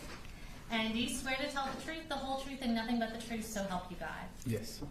Okay, and will you introduce yourself, and by that I mean just tell us your name, and if you want to spell your first and last name for us, and you can go ahead and put your hand down. My name is Ronaldo. It's spelled Ronaldo. Okay, and what's your last name? Vega. And how do you spell that? Vega. Thanks. And Ronaldo, what school do you go to? I go to Apalachee. Okay. And how old are you? 16. So what grade are you in right now? Sophomore. You're a sophomore. And so were you also at Apalachee during the 2024 to 2025 school year? Yes. Would that make you a freshman last year? Yeah. Okay. And were you at school on September 4th of 2024? Yes. Who did you have for second period? Miss Ryan. Okay. And we are going to pull up your class's seating chart, and we should have circled where we believe that you would have been seated that day. Can you tell us if that's correct? Yes. Okay. And Ronaldo, is that in the bottom left corner? Is that where the front door of the classroom was? Mm-hmm. Okay. And when you were in Miss Ryan's class that day, tell me when you first realized that something was wrong. After he had kicked the door. Okay. And so you said he kicked the door. How did you know somebody had kicked the door? The door had slammed on like a table that wasn't there. Okay. Like where we write our passes and everything. And that's how we all had like turned around. Okay. So did you hear something before you saw anything? Yeah. And once you turned around, what do you remember seeing? I see Colt with the gun, and he had gloves on that were yellow Okay. with a scope on it. Okay. And what did he do? He had like shot, I don't know how much time, but he had like shot. Was it shot. a lot of times? Yeah. Okay. What did you do when that happened? I had went down to duck, Okay. and I had saw Christian like just sit there, and then afterwards I had seen him behind the door, like covering himself. Okay. And that's Christian? Christian is like right in front. Okay. What happened at that point? He had like went on the ground and covered, like, I don't know how to show you, but he was like grabbing his legs and standing behind the door. Okay. And when the shooting stopped, what do you remember? When he had stopped, I had like gotten up from my desk and there was like blood everywhere, and I almost slipped to go close the door. Okay. And did you do anything else once you went over towards the door? I had threw desks that were near the door, and then I went back to the teacher's, Miss Ryan's desk. Okay. And we'll later on be showing the video of this, but you said you threw some desks. Did you throw a good bit of furniture in front of that door? Yeah, I'll say like the whole front row, like right here. Mm-hmm. And then once you threw that barricade up, where did you say you went? I went behind Miss Ryan's desk. Okay. And is that kind of in the back of the classroom? Yeah. Okay. Do you remember who you saw after that? I had seen Candace behind the desk too, and I had seen Taylor on the ground. Mm-hmm. That's pretty much. Okay. How are you feeling at this point? At this point, shocked. Yeah. Were you able to call anyone? Yeah, I was able to, because they had taken her phones at the start of it, and she had put them in a cart, and that's where the cart was, next to her desk. And so I asked a friend to give me the phone, and I had called my parents. Okay. Were you able to speak with them? Yes. Okay. What do you remember as far as when law enforcement came? A girl was screaming that he was dead, and not saying who it was, but just screaming someone was dead. And that's pretty much. Okay. Did you know who she was talking about? No. Okay. Did law enforcement take y'all out of the room? Yes. Okay. And at that point, did you realize who had been killed? Yes. Okay. Did y'all have to walk by Christian to get out of the room? Yes. Okay. Where did y'all go once they took you out of the room? We had went on the hill for him and Morris first, and then they had told us to go to the football field. Okay. Once you got to the football field, were you able to meet up with your family? Okay. What happened when you were at the football field? I had told the officers that I had been like hit by fragments. Okay. So tell me, Ronaldo, when did you realize, you kind of just told us you went in, you barricaded the door, you went to the back. When did you realize that you were actually hit? When I went in the back. Okay. That's where like I saw like two of the fragment entrance. Okay. And it was like blood around. And where on your body was it? On my thigh. Okay. And before that point, did you even realize that you were injured? No. Okay. So when you went out on the football field, was somebody able to get you some medical attention? Yes. Okay, so what did they do? They had told me to sit down and relax, and gave me like a nutrients bar to like stay Gotcha. healthy. Okay. And how many injuries did you have on your leg? Do you know? It was two. Two? Yeah. Okay. Was that painful? It was like a sting, like if a bee was stinging me. Okay. I just staying there. Gotcha. And did that take a little while to heal? It took around like three weeks around there. About 3 weeks? Yeah. Okay. So other than physically, tell me about how this has impacted you mentally and emotionally. I had gotten more aggressive. Okay. And I would like ignore things, and I wouldn't like hug my mom. You wouldn't hug your mom? Why not? Just couldn't? Okay. And I can tell you're feeling a little emotional. Has that been hard for you?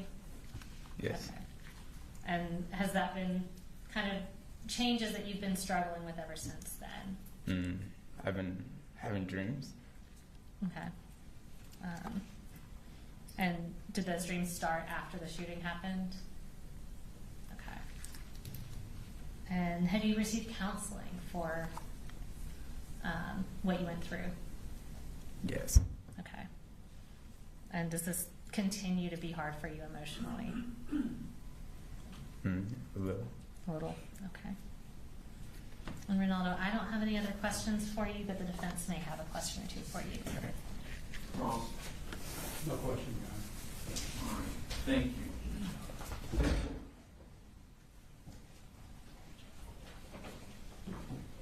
State calls next week. State called Howard Carter.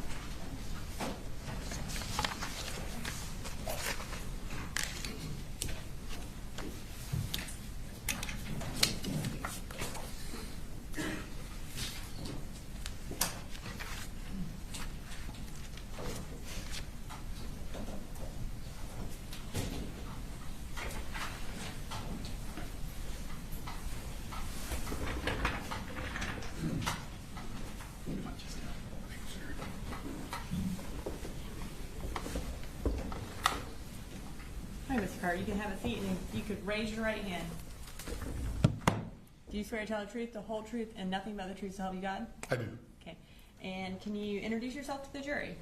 I'm Howard Carter. I am a registered nurse at Northeast Georgia Medical Center in Barrow County. Okay. And how long have you been a registered nurse? About 7 years. Have you spent that entire 7 years in the Barrow County Hospital? No, ma'am. I was with Piedmont Walton first. Okay. What educational background do you have that qualifies you for your position as a nurse? There was 2 years of prerequisite courses at Gwinnett Tech, and then there was my RN training at Athens Technical College. Okay. And at Northeast Georgia Barrow, what kind of nurse are you? I am a registered nurse in the emergency department. And tell us what you do as a registered nurse in the emergency department. We are the first line when you come to the hospital. We triage and we determine, as a nurse there, we treat and either send you to transfer or send you into our hospital or send you home. Okay. So I'm going to turn your attention to the morning of September 4th of 2024. Were you on duty that day? I was. Okay. And were you made aware that there was a shooting at Apalachee High School? We were. When y'all were made aware of that, did y'all prepare for potentially getting patients? We did, yes. Okay. And how did y'all prepare for that? Without knowing what type of patients we would be getting, we prepared our 2 larger rooms just in case there was serious trauma that came through the door. And did you specifically have 2 patients that you worked on that came from Apalachee High School? Correct. And what were their names? One is, I'm going to say, Ronaldo Vega and Jackson, I can't remember his last name. Does Jackson Beaver sound familiar? Beaver, correct. Okay. Do you have an independent memory of working with the two of them? Yes. Okay. And if you can tell us, was there anything that stood out to you about either of their demeanors? I think Mr. Vega may have been crying. Mr. Jackson, nothing really. Okay. Or not Mr. Beaver, sorry. Yes. And as far as your role in their treatment, you mentioned that ER nurses triage. Is that what you did with Mr. Beaver and Mr. Vega? Yes, ma'am. Okay. And did you also, were you their, I guess, main treatment provider that day? Yes. I'm going to start with Ronaldo Vega. And I'm going to introduce him to evidence case exhibit 98, which is the medical records for Mr. Vega under the business record exception. You said 98? 98, Your Honor. Any objections? Just as to going out to the jury, Judge. All right. On the state's 98 submitted. And I'm going to show you these just in case you need them Thank you so much. for your answering of the questions. All right. So when Mr. Vega arrived, do you know how he arrived to your hospital? Via EMS. And around what time did he get there? Mr. Vega, I'm going to say it was 12:52. To be exact. Or 11:52, I'm sorry. And when he arrived and you assessed him, what did you observe about his visible injuries? And I'm going to get this exactly. He had what we consider just lesions or abrasions in his left and upper lower extremity, and including his left shoulder. That's what we observed initially. Make sure I didn't miss anything.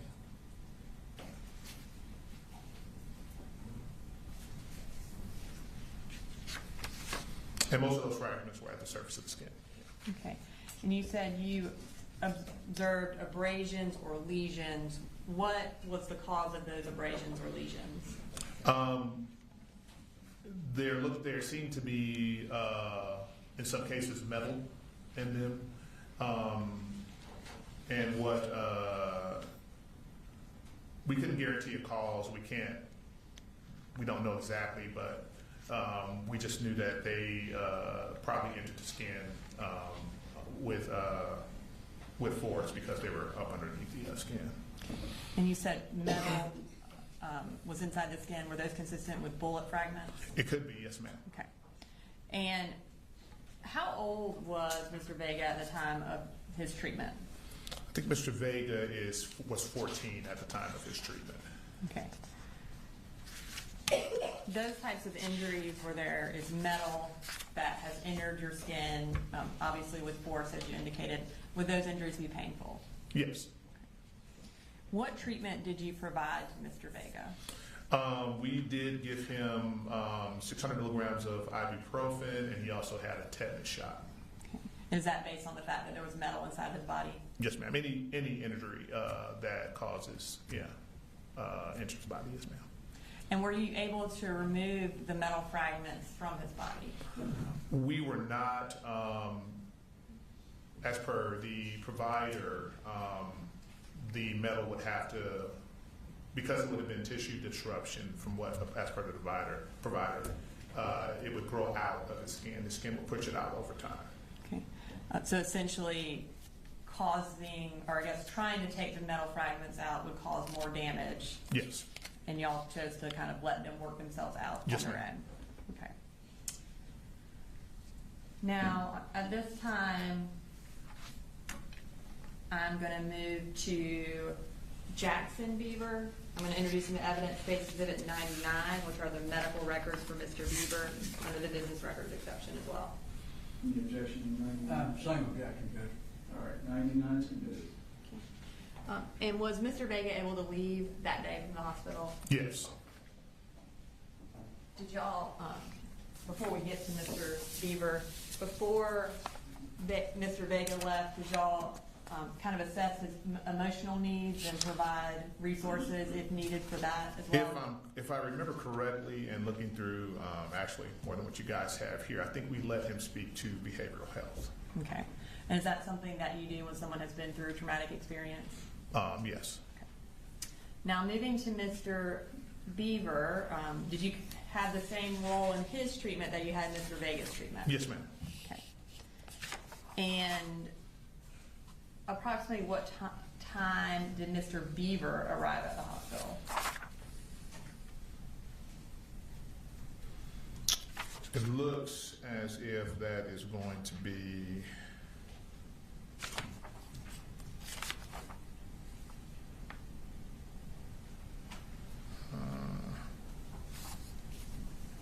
looks like 14, or sorry, military time, 2:49. Okay. And again, was he transported also by ambulance? Yes, ma'am. All right. And when you assessed him, how old was he? 15, I believe it is. And what did you observe about his physical injuries? Looks like he had, and I'm reading from this, along the lower aspect of the extremity. I'm sorry, I'm reading the wrong thing. That's okay. I'm going to tell you exactly. Oh, there we go. Kind of a, not really a laceration, but an abrasion in the right lower extremity, and says a wound to the lateral posterior right thigh that was bandaged. So yeah. Okay. And when you say it wasn't really, it was an abrasion versus a laceration, kind of tell us what the difference is. Lacerations, depending on the depth, are in some cases something that can be sutured. A lot of times we don't use laceration when it's something that's not very deep. And as far as his injuries, did he have metal fragments as well in his body?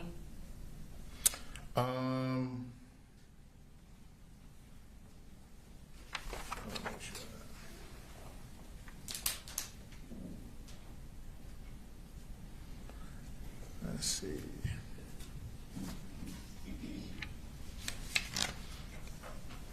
Yes. And what treatment did you provide to Mr. Beaver?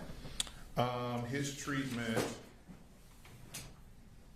was we bandaged the area where he had the abrasion. That was the first thing we did, and I just want to make sure. He was also x-rayed to make sure there weren't any like fractures. Fracture, right. Because of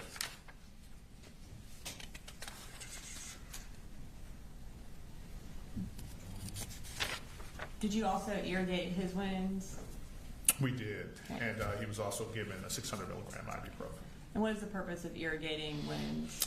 Any kind of wound that you have, irrigating just gives a less chance for infection. And did the metal fragments also remain in his body? Yes, ma'am. Okay. And was that a similar reason because you did not want to disrupt the tissue anymore? Correct. Okay. And was he able to leave the hospital that day? Yes, he was. And was he similarly given the ability to talk to someone from behavioral health because he had been through that traumatic experience? Yes, ma'am. When I looked at the records, it looks as if he also spoke to behavioral health, and they gave him information on outpatient care if necessary. Thank you. I don't have any further questions for you. Thank you, Mr. Carter. Any follow-up? No questions, Your Honor. Thank you, sir. You're free to go. All right, thanks, sir.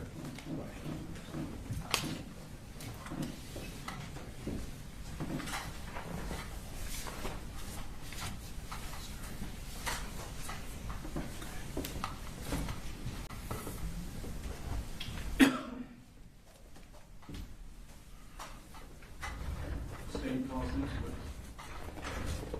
State calls Special Agent Jerry Oldman.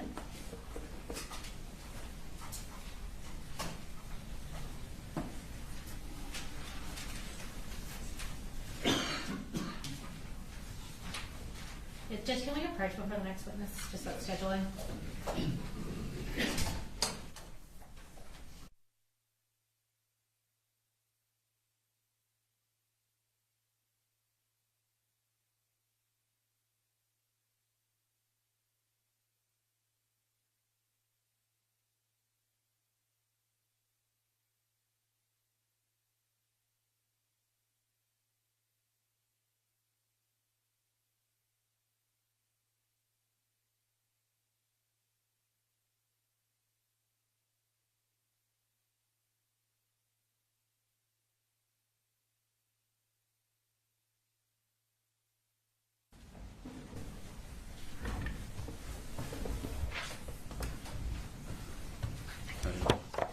Go ahead and have you raise your right hand. Do you swear or affirm any testimony you're about to give in the matter now pending before the court is the truth, the whole truth, and nothing but the truth, so help you God? I swear. All right, and if I can start by just having you introduce yourself, and if you'll spell your name for the court reporter. Okay. I am Jarrell Mann. I'm currently a special agent with the Georgia Bureau of Investigation. My first name is spelled Jarriel. Last name is Mann. All right, and tell us about what region you work in and what your role is there. I'm currently assigned to Region 10, where that is the Atlanta office.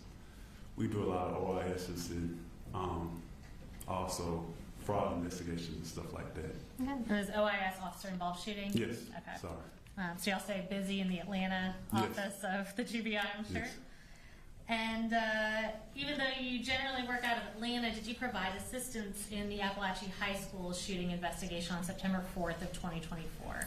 Yes, I did. All right. Where did you first respond in assisting in this investigation? Of course, it came out as an active shooter, so we responded to Apalachee High School. Okay. And then from there, we were divvied in to do investigative facts. Gotcha. And so from the school, where were you sent to go do follow-up investigation? I was sent to the hospital to conduct interviews and speak to the victims and, collect any evidence and also check up status of possible victims at the hospital. Okay. And was that the Northeast Georgia Medical Center here in Barrow County that you went to? Yes, that was. Okay. And while you were there, did you specifically speak with Ronaldo Vega? Yes, I did. Tell me about what his demeanor was like when you met with him. Well, when I spoke with Ronaldo Vega, of course his guardians were there. He seemed kind of distant and seemed like he was in shock. Okay. So I had to give him kind of a moment to kind of brace himself before I had spoke with him. Gotcha. So he was a little held back when he was talking to you initially? Yes, I did see tears, Okay. and he seemed like he was visibly upset at the time. Gotcha.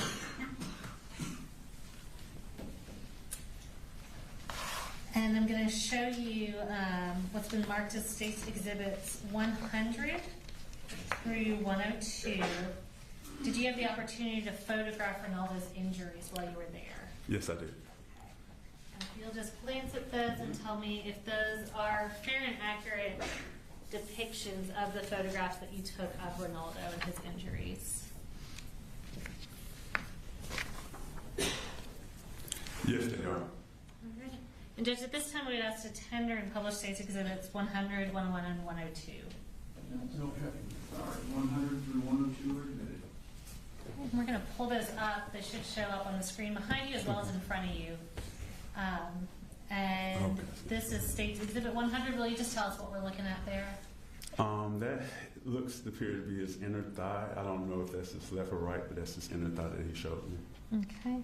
And Judge, I think it states 102 has his face. Is that correct? Yes. Okay. So we'd ask that stage 102 not be published by the media. All right. My understanding to the media is that 102 has Ronaldo's face, and you're not to photograph or record or broadcast 102 here. All right, so this is 100. We'll show 101 first. And what are we looking at here? This is his arm. It was, I guess it was injuries or lacerations that was shown to me that I documented took pictures of as well. Okay, and last we'll just show 102. And this right here is just the overall photo that I took of him lying in hospital bed. All right, does that picture kind of accurately represent Ronaldo's demeanor that you saw? Yes. Okay. While you were there, did you also have the opportunity to speak with Jackson Beaver? Yes, I did. All right. And did you also have the opportunity to photograph Jackson's injuries? Yes, I did. And I'm going to show you the marked states 103, 104, and 105.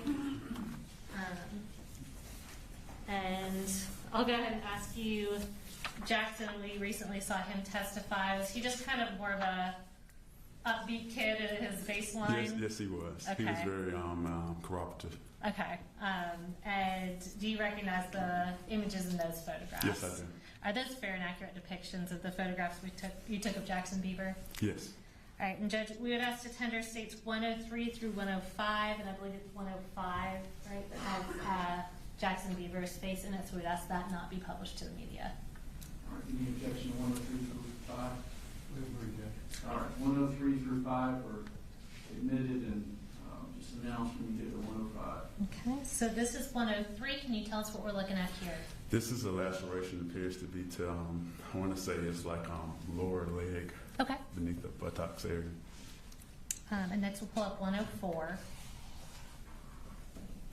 And these are just, I guess, lacerations are, I don't know if it's fragments from some sort on his calf muscles that he showed me. Okay, so did he have kind of a spattering of superficial injuries that you observed on his leg? Yes. Okay.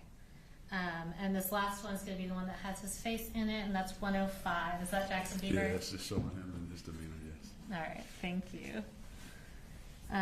And did your time at the hospital interviewing these individuals, taking photographs of them, did that conclude your role in assisting in this investigation? Yes, it did. All right, well, I have no further questions. I'll come grab those exhibits for you.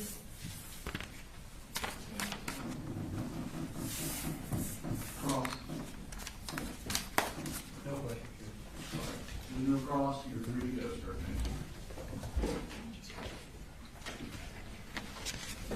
All right, ladies and gentlemen, due to some witness scheduling issues, we're going to go ahead and break for lunch presently. It's called at 11:45. We'll be in recess until 12:45. And get on social media, what media, don't talk about the case or do research. 12:45.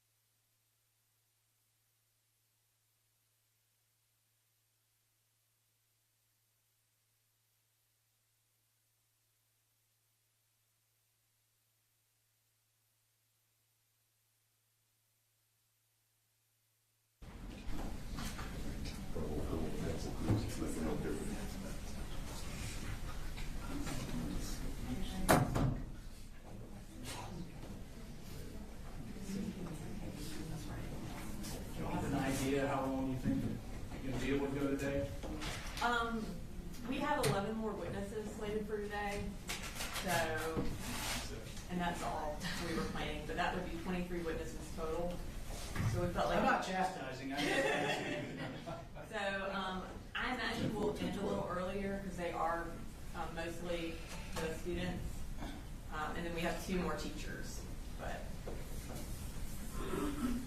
if you want to keep count, where we're at. I said earlier, Judge, we don't anticipate cross-examining anybody unless something unusual is said.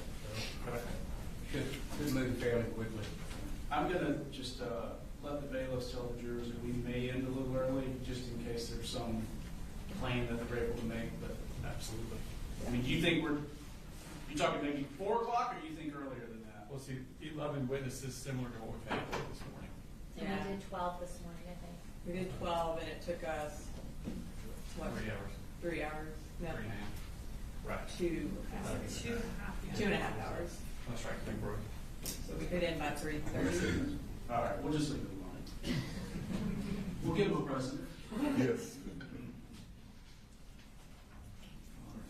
Is the jury ready? Yes, sir. Are y'all ready for the jurors? Yes, Your Honor. All right, bring them in.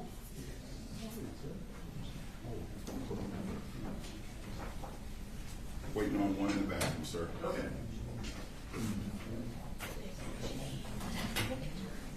Oh, he said, come on.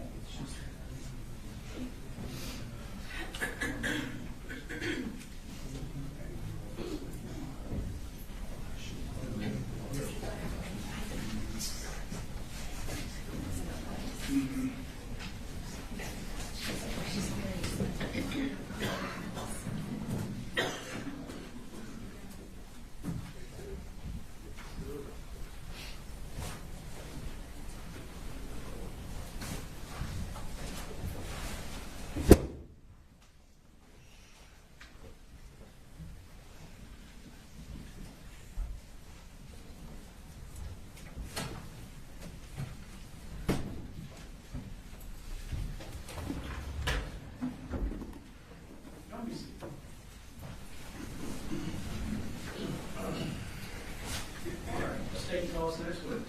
The state called Hayden Bowen, Juvenile. and this is also a juvenile, Your Honor. All right. I'm assuming I have the same media here earlier, but I'll say it again. Legal witnesses do not film, photograph, or record their cases.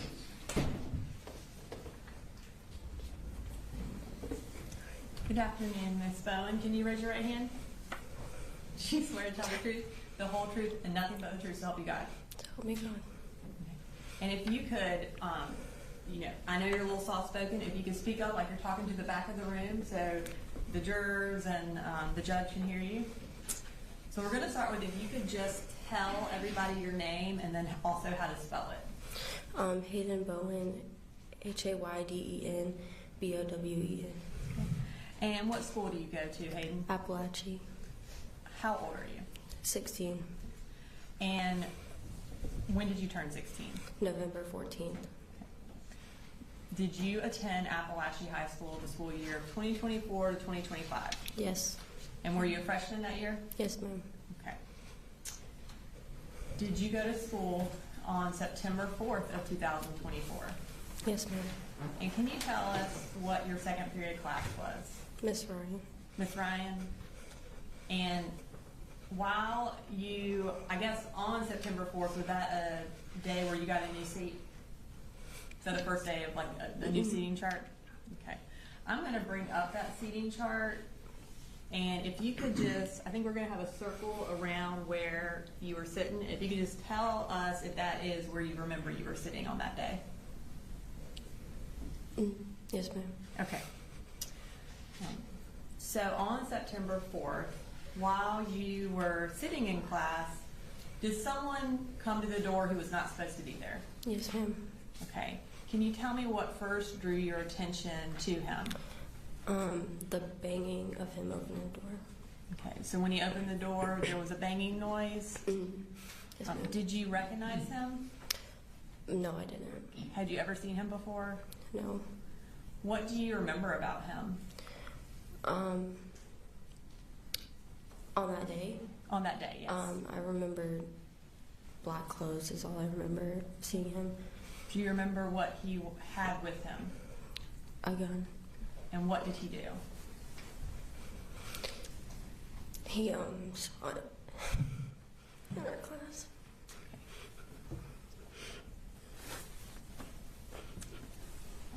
And if at any point you need a break, just let me know, okay? Yes, ma'am. So he shot. What did you do when he started shooting?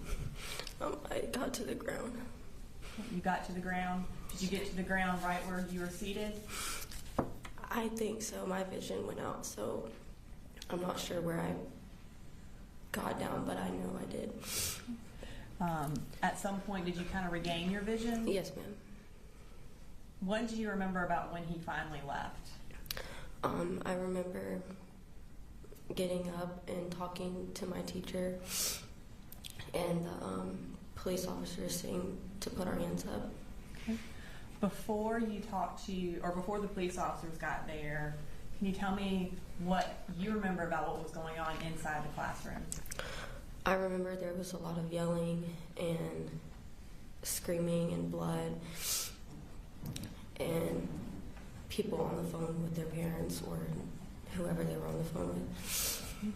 You say there was a lot of yelling. What were people yelling? Help me, I've been shot, I'm gonna die. And were you afraid that day? I was. And you said that a lot of people were calling their parents. Were you able to call anybody? Yes, ma'am. And who did you call? I called my mom. And what did you tell her? I told her that I was gonna die. And when you eventually moved from the floor, do you remember where you went in the classroom? I don't remember. And do you remember who you ended up next to or who you were talking to? I was next to my friend Jalen. And you say Jalen? Yes, ma'am. Okay. And anyone else?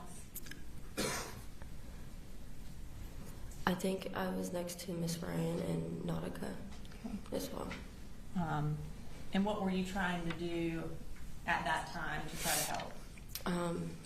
I was trying to move the smart board in front of the door, but I couldn't get it there, and I was asking Miss Ryan if she needed help.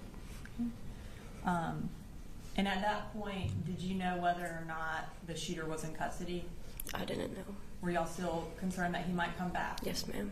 Is that why you wanted to put the smart board in front of the door? Yes, ma'am.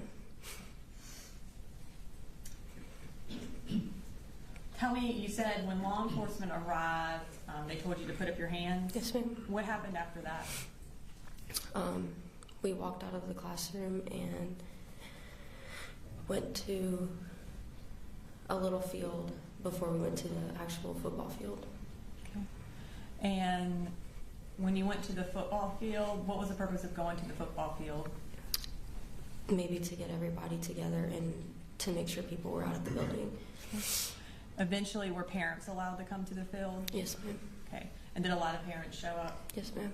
Was your mom able to get there? My mom was not. She was out of town, but my uncle did come and get me. And kind of, can you tell us what the scene was like on the football field when the parents and everybody were there? It was crowded and a lot of crying.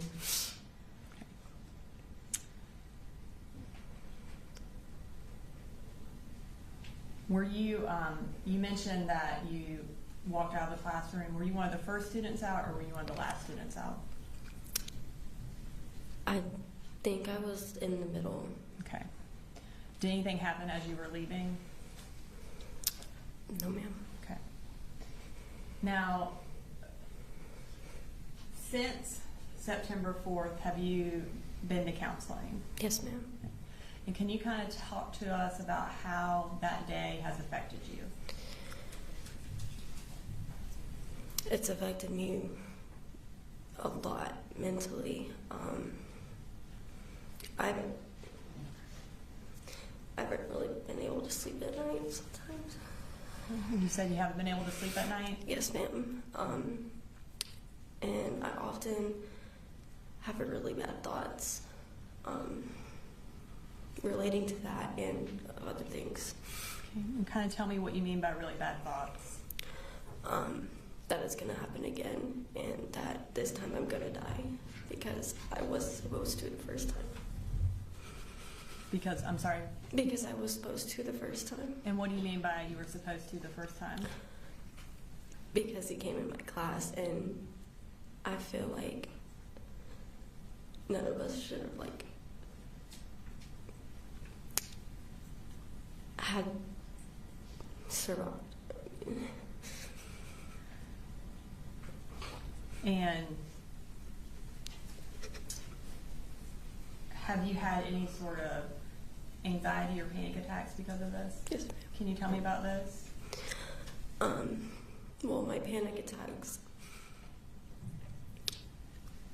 they normally come when I'm in school, and I keep thinking and thinking, and then they come,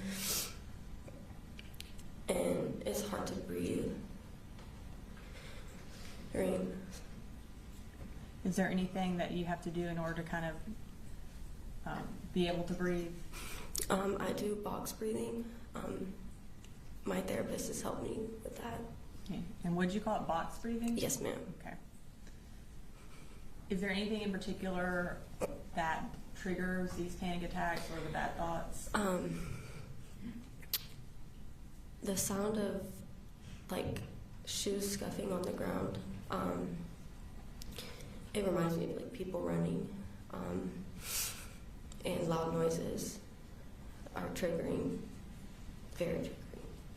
Is the scuffing something that you remember from September 4th? Yes, ma'am.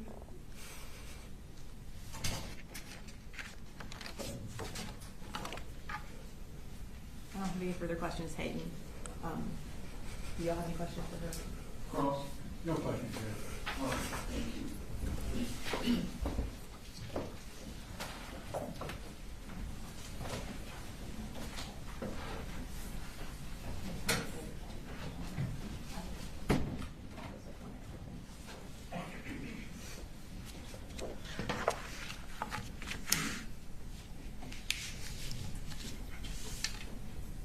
The state calls William Carricker.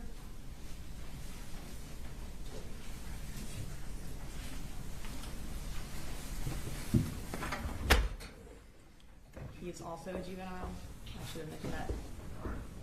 Same instructions to the meeting. And Judge, I think our next, about 7 after Mr. Carricker are going to be juveniles back to back to back, if that makes sense. Multiple juveniles testifying in a row here, so we're going to do instructions. All right. Can you raise your right hand, William? Okay. Do you swear to tell the truth, the whole truth, and nothing but the truth to help you God? Yes. Okay. Can you tell us your name? Colin Carriker. Can you spell your last name for us? Carriker. Okay. And what school do you go to? Apalachee High School. What grade are you in right now? 10th. So were you in 9th grade for the 2024-2025 school year? Yes. And how old are you right now? 16. When did you turn 16? September 22nd. Were you at school on September 4th of 2024? Yes. And who was your second period teacher? Miss Ryan. Okay. And what did she teach you? Math. Okay. I am going to show you a map from your seating chart from that day. We're going to put a circle around where you were sitting. If you could just tell us if that's where you remember you were sitting. Is that right? Is that where you were sitting? Yes. All right. Thank you, William. Okay. So during that period, did someone come to the door on September 4th that was not in your class? Yes. Did you recognize him? No. Had you ever seen him before? No. Can you tell us what happened when he came to your door? I believe he banged on the door a bit, and then he kicked it down and started shooting. Okay. Do you remember what happened after he started shooting? He left and we hid in the class. He left and you hid in the class? Yeah. Where did you hide? Behind a table. And when you hid, did you try to make contact with anyone in your family? Yes. Who did you contact? My mom, dad, siblings, my grandma, and my aunt, I believe. Did you do that with a text message? Yes. Okay.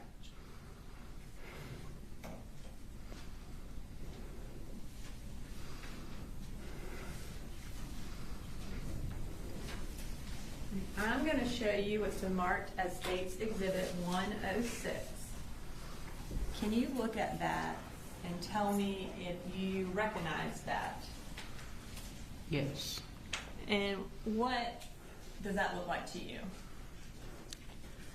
The group chat I made telling my parents what was happening. Okay. And is it like a fair and accurate screenshot or copy of that group chat with your parents and your family from September 4th of 2024? Yes. Your Honor, at this time I'd like to introduce into evidence State's Exhibit 106. And you object to that? All right, 106 is admitted.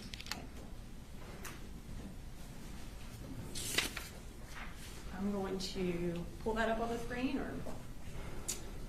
All right, so at the very top of this text, it has William. Is that you? Yes. Okay. And you sent a text message that says, there's a school shooting. If I don't make it, I love you all. Is that right? Is that what you sent? Yes. Okay. And what did you mean by that text? I wanted to know that if I did die, that they would know that I loved them. And were you afraid for your life that day? Yes. Have you been affected by what happened that day? Like, how have you been affected by what happened that day? I was scared to go to school for a bit. You were scared to go to school for a bit? Yes. Were you finally able to go back to school? Yes. Okay. And are you there right now? Yes. All right. Thank you, William. I don't have any further questions for you, but let's check with the defense counsel real quick to see if they have any questions. Any calls? No calls, Judge. All right. Thank you.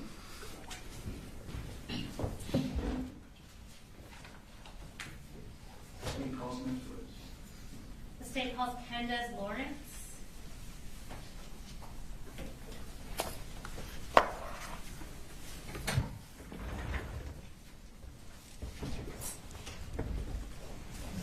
All right, Candace, the first thing I'm going to have you do is raise your right hand. Do you swear to tell the truth, the whole truth, and nothing but the truth, so help you God? Yes, ma'am. All right, and you can put your hand down, and if you will tell us your name, and I'll have you spell your first name for the court reporter. My name is Kendez Lawrence, Kendez. And Kendez, what school do you go to? Apalachee. And what grade are you in right now? 10th grade. And were you at Apalachee during the 24 to 25 school year? Yes, ma'am. Okay, so were you a freshman that year? Yes, ma'am. Okay. And did you go to school on September 4th of 2024? Yes, ma'am. Okay. Who did you have for second period? Miss Ryan, Coach Edwards. Okay. And we're going to pull up a seating chart, and it should have your seat circled. If you'll just confirm for us that's where your seat was on that day. Yeah, I was sitting right there. Okay. So I'm going to start off with you a little earlier on in the class. So early on in second period, did you sign out of the class to go to the bathroom? Yes, ma'am. And was that bathroom close to y'all's classroom? Yeah. Okay. Who did you see when you walked into the bathroom? I didn't really see anybody, but I did see people in the stalls. Okay. And when you were in a stall, did something unusual happen? Yes. Why don't you tell us about that?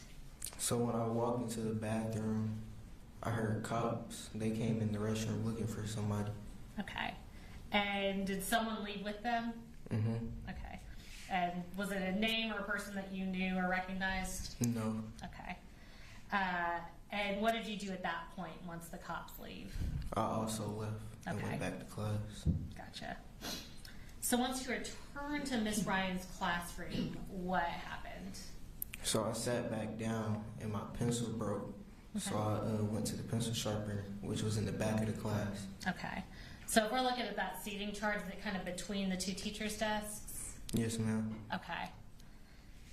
And while you're at the pencil sharpener sharpening your pencil, what happened? I just heard a loud bang, and then I just see him with the gun, and he just started shooting Okay. And where was the person with the gun? at the door. Okay. Was it someone you knew or recognized? No. Okay. So when you saw that there was a person with a gun, what did you do? I hid behind the teacher's desk. Okay. And how long did it feel like the shooting went on? About like 30 to 45 seconds. Okay. After the shooting stopped in your room, did you hear anything else? Yeah, I heard like a couple more gunshots. Okay. So once all the shooting stops, what do you remember doing? I called my mom, and I was trying to make sure that everybody was okay. Okay. Do you remember calling out for anyone specific? Yeah, And who was that? Christian, Okay. How long have you known Christian for? since kindergarten. Okay. And why were you calling out for him? Because I remember that he was the closest to the door Okay. that day. And did he ever respond? No. Okay. Once law enforcement arrived, I guess let me back up. You said you called your mom. What did you tell her? That somebody came into my class and they just shot at us. Okay. How long did it feel like before law enforcement showed up in the classroom? About like 5 minutes. Okay. And what was everybody doing during that time while y'all were waiting for them to get there? I really don't remember. I Okay. just heard a lot of yelling. Right. So once they get there, were y'all evacuated from the classroom? Yes. Okay. And did you see Christian when you were leaving the classroom? Yes. Okay. Once y'all left the classroom, where did y'all go? At first, we went by the tennis court. Mhm. Then we went to the football field. Okay. Once you're at the football field, who did you find? I was looking for my sister. I ended up finding her by like 20 minutes later. Gotcha. And was your sister also a student at Apalachee High School? Yes. Okay. And after you found your sister, were y'all eventually able to meet up with your mom? Yes. Okay. Kenneth, did you also know Mason? Yes. And how long had you known him for? Since kindergarten. Okay. When did you find out that Mason had also been killed? I found out like the next day. Okay. Did you even realize that he had been there that day? No. Okay. And when did you end up going back to school after this all happened? After fall break. Okay. Was that like October-ish? Yes. Okay. Since all this happened, have you gotten some counseling? Yes. Okay. And tell me a little bit about how this all has affected you. Well, I'm not as comfortable as I used to be at school no more. Mm-hmm. Is there anything specific that gets you really nervous if you're at school? Everything. Everything. Okay. Also been having bad dreams a lot. Okay. And did that start after the shooting? Mm-hmm. Okay. And I want to talk to you about one thing after this happened. Was there something specific about the way things played out that day that really bothered you? Yes. All right. Tell me what that was. I thought I left the door open that day. Okay. That was something that bothered me. Was that something that you thought about a lot? Mm-hmm. Okay. And something you were like blaming yourself for? Mm-hmm. Did that kind of make you question your memory of the whole thing? Yeah. Okay. So Candace, about a month ago or a few weeks ago, did you actually ask my office to be able to watch the surveillance footage of the shooting in Ms. Ryan's classroom? Yes. And did that allow you to confirm that you had not left the door open? Yes. Did that give you some closure? Yes. Okay. Was that hard for you to do? Yeah. Okay. Thank you, Candace. I do not have any other questions for you. I do not believe. No problem. All right, thank you. Thank you.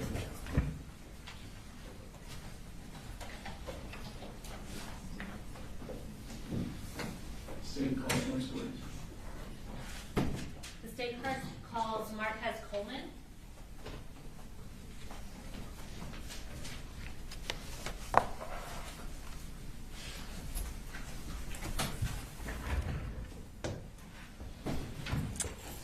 All right, I'm going to have you raise your right hand. Do you swear to tell the truth, the whole truth, and nothing but the truth, so help you God? Yes, ma'am. All right, and you can put your hand down. If you will introduce yourself, and by that I mean just tell us your full name, and I'll have you spell your first and last name for the court report, okay? Marquez Coleman. MarquezColeman. All right. And Marquez, how old are you? 16. And what grade are you currently in? 10th grade.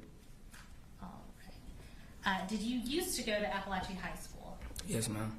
And so in the 2024 to 2025 school year, were you a freshman at Apalachee? Yes, ma'am. And was that your first year at that school? Yes, ma'am. Okay. Did you go to school at Apalachee on September 4th of 2024? Yes, ma'am. Were you in Ms. Ryan's class for second period? Yes, ma'am. We are going to pull down this map and circle your name on the seating chart. And what we want you to do is just confirm for us that we have you in the right place in the classroom. There we go. Is that where your seat was that day? Yes, ma'am. Okay. Is that you next to Ronaldo, I believe? Yes, ma'am. Okay. So on that day during second period, tell me what you remember happening. I was just doing my work, and then I looked to the left, and then the door was just open, and then the dude started shooting, and then I got up and ran behind my teacher's desk, and then I was just hiding, and then I heard a scream. Everybody was just screaming. At first, well, my ears went blank for a little bit because the shots were so loud. Okay. And then I was behind the teacher's desk, and then after he got done shooting, I got up, and then I went to the other teacher's desk, and then that's it. Okay. Did you know the person who was shooting? No, ma'am. Okay. Do you remember how long did it feel like the shooting went on for? Probably about 30 or 40 seconds. Okay. And about how long did it feel like before law enforcement arrived? Maybe 5 minutes, 7 minutes. Okay. What was everybody doing in that time before law enforcement was able to make it to y'all? Everybody was just screaming, panicking, on the phone with their parents, trying to call their parents. Were you able to call your parents? Yes, ma'am. All right. Who did you talk to first? My dad. Okay. And what did you tell him? I told him, I was like, somebody just came in our classroom and started shooting. Okay. Once y'all got out of the classroom, where did you go? We went to a small field, and then we went to a football field after. Okay. And were your parents able to eventually find you there? Yes, ma'am. Okay. Did you go back to Apalachee High School after the shooting? No, ma'am. Why not? Because I was scared. Okay. So did you change schools because of this shooting? Yes, ma'am. Okay. And when did you enroll in a new school? I can't remember. I can't remember. Okay. Was it a period of time that you were out of school? I think I was out for 2-3 months. Okay. Has this changed how you feel about going to school?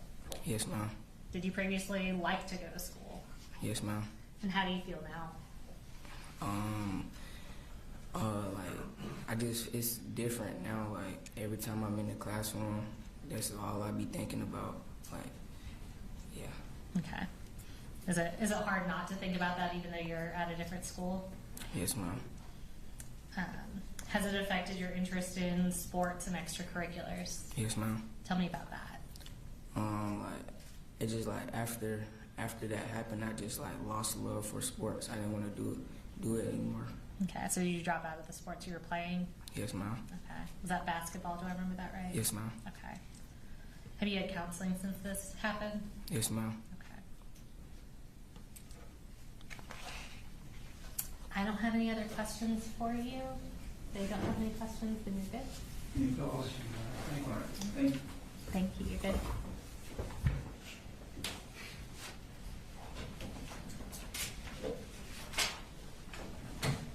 State calls next, please. The state called Brittany Rubio.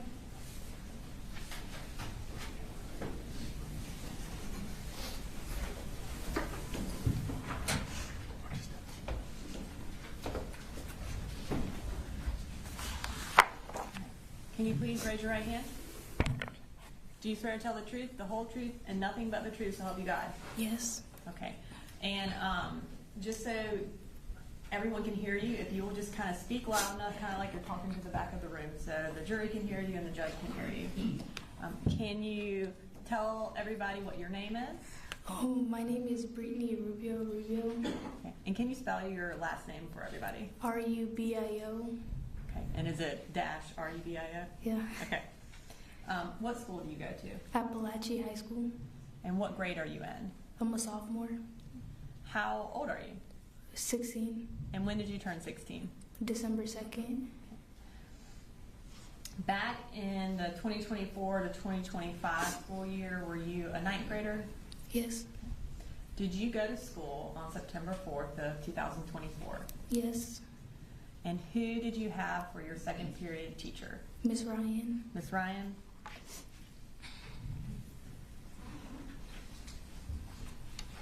I'm going to pull up on here the school seating chart. And we have where we think you were sitting circled. Is that where you remember you were sitting that day? Yes. Okay. Was that a new seat for you that particular day? Yeah. Okay. While you were in class, did someone come to the door that was not in your class? Yes. Okay. And tell me how you, or what brought your attention to someone else being in your classroom? Well, I heard a knock and I just looked up and I saw him. Okay. And do you remember anything about him? He had like long, curly blonde hair. Okay. Was there anything that stood out about what he was carrying? Well, I didn't see at the time. No. Okay. Tell us what you remember happening. Well, I heard a knock, so I look up, and then the door opened, and just like shots got fired. Okay. What did you do when he started shooting? Well, I got up. I got like under my desk for a little bit, and then I just like got up because I heard Nautica say she got shot. And was Nautica sitting right next to you? She was in like, well, yeah. And when you heard her say that she got shot, what did you do? Well, I just like went towards her, and we went to like where Miss Ryan was.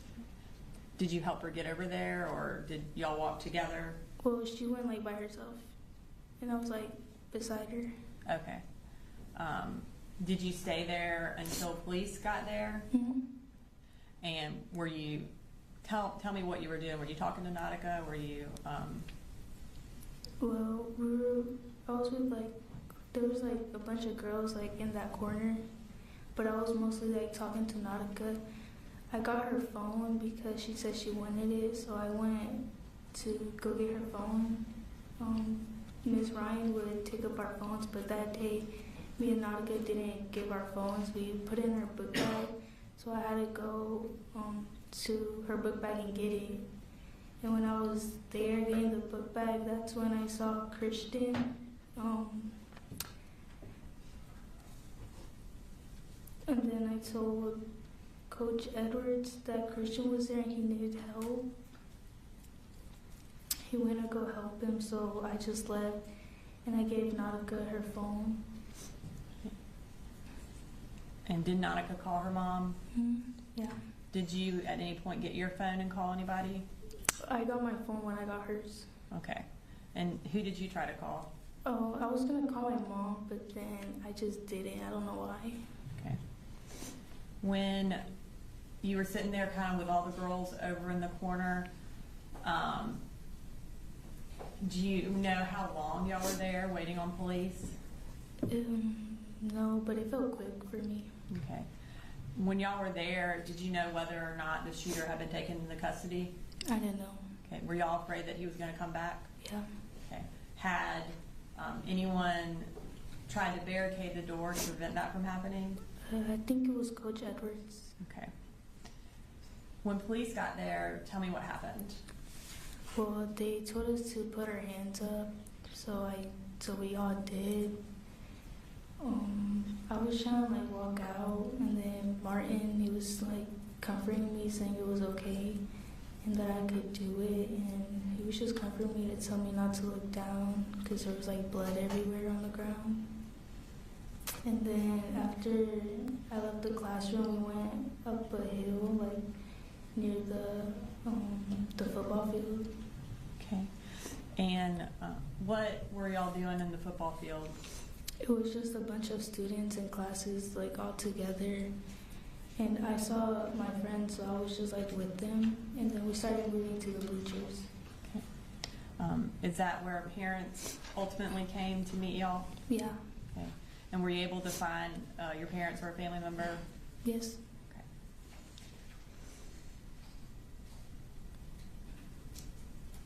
When, kind of since this day, can you tell us how that shooting has affected you? I get scared very easily now, and when I'm in public, if I hear a loud noise, sometimes I get scared.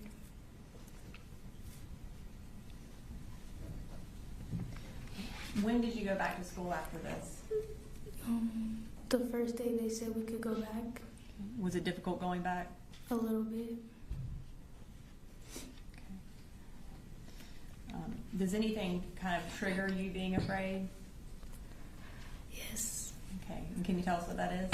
Oh, guns, loud noises, and sometimes being near a door. All right. Thank you, Brittany. I don't have any further questions for you, and I don't think the defense has any. Is there any calls? No, Your Honor, no questions. All right, thank you.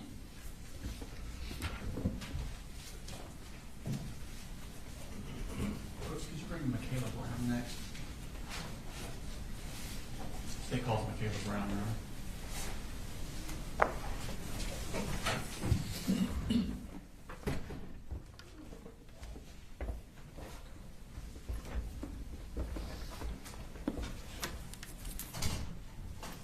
Hey, Michaela.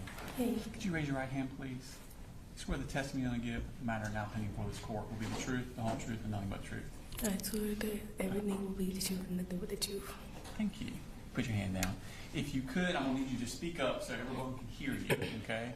And you can use that microphone. Could you please introduce us and tell us what your name is? My name is Michaela Brown. Okay. Can you spell your first name for the court reporter? Makaylah. Okay. And Michaela, where do you go to school? I go to Apalachee High School. And how old are you? I'm 16 years old. And when is your birthday? September 19. Okay. Last year, did you also go to Apalachee? Last year, school year, did you also go to Apalachee? Yes, sir, I did. And were you a freshman that year? Yes, sir. For second period, what class did you have? I had Miss Ryan's class. Okay. And on September 4th, were you in class that day? Yes, sir. Okay. We're going to pull up a seating chart. That's not it there. Well, that's the seating chart. We'll pull a different one up that has where we think you were sitting. And tell us if that's correct.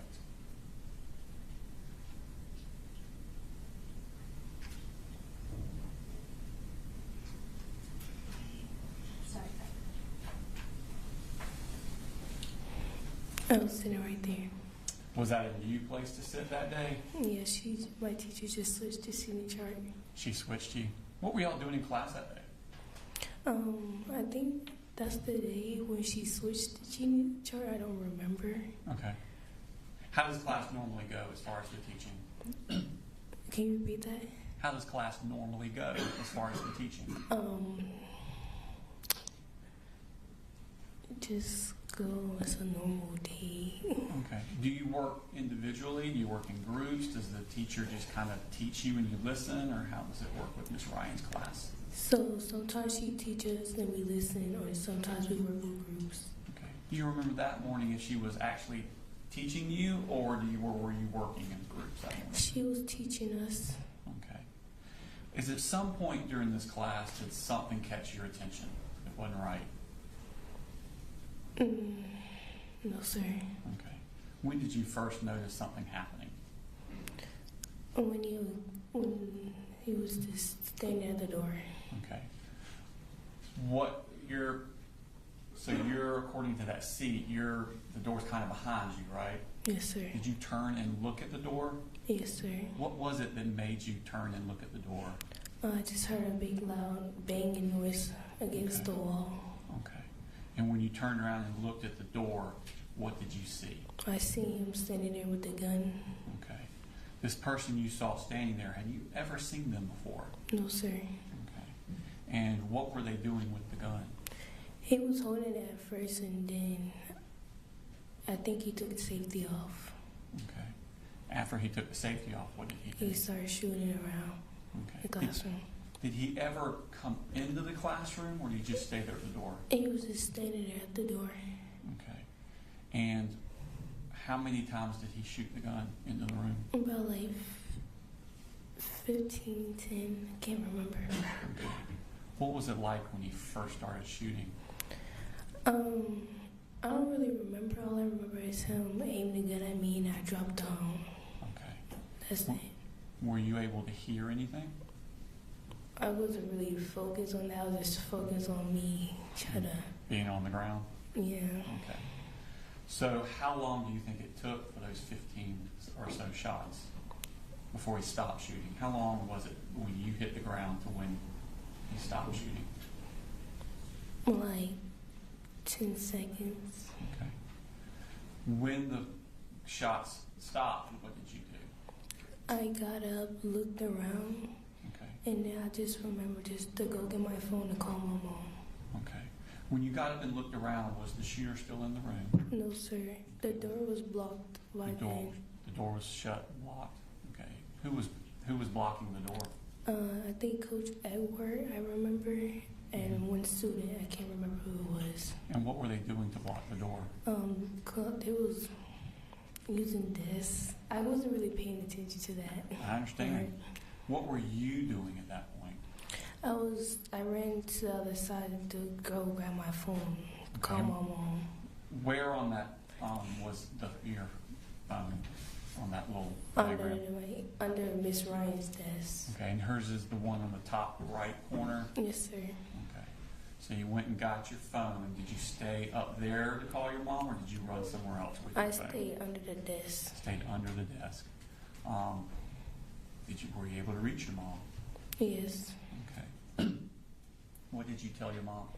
Well, I told my mom that my school got shot up, and then I think that's all I remember. I told her. Did you stay on the phone with your mom, or did you hang up? I was still on the phone with my mom, but like I was kind of not paying attention to her. Okay. While you were there, how long before the police came to your room? It took about like 5 minutes. Okay. During that 5 minutes, what was happening inside the room? What were other people doing? All I heard was screaming. I was just under the desk, so I couldn't really see. And I was helping my friend Taylor too, as well. Okay. And what was wrong with Taylor? She was on the ground, looking like she's passing out. Okay. Could you see if there was any blood around her? No, sir. All I remember her was her leg. That's all she said, and then her grab her phone. Okay. And you said she was passing out? Yeah, her. Did she pass out?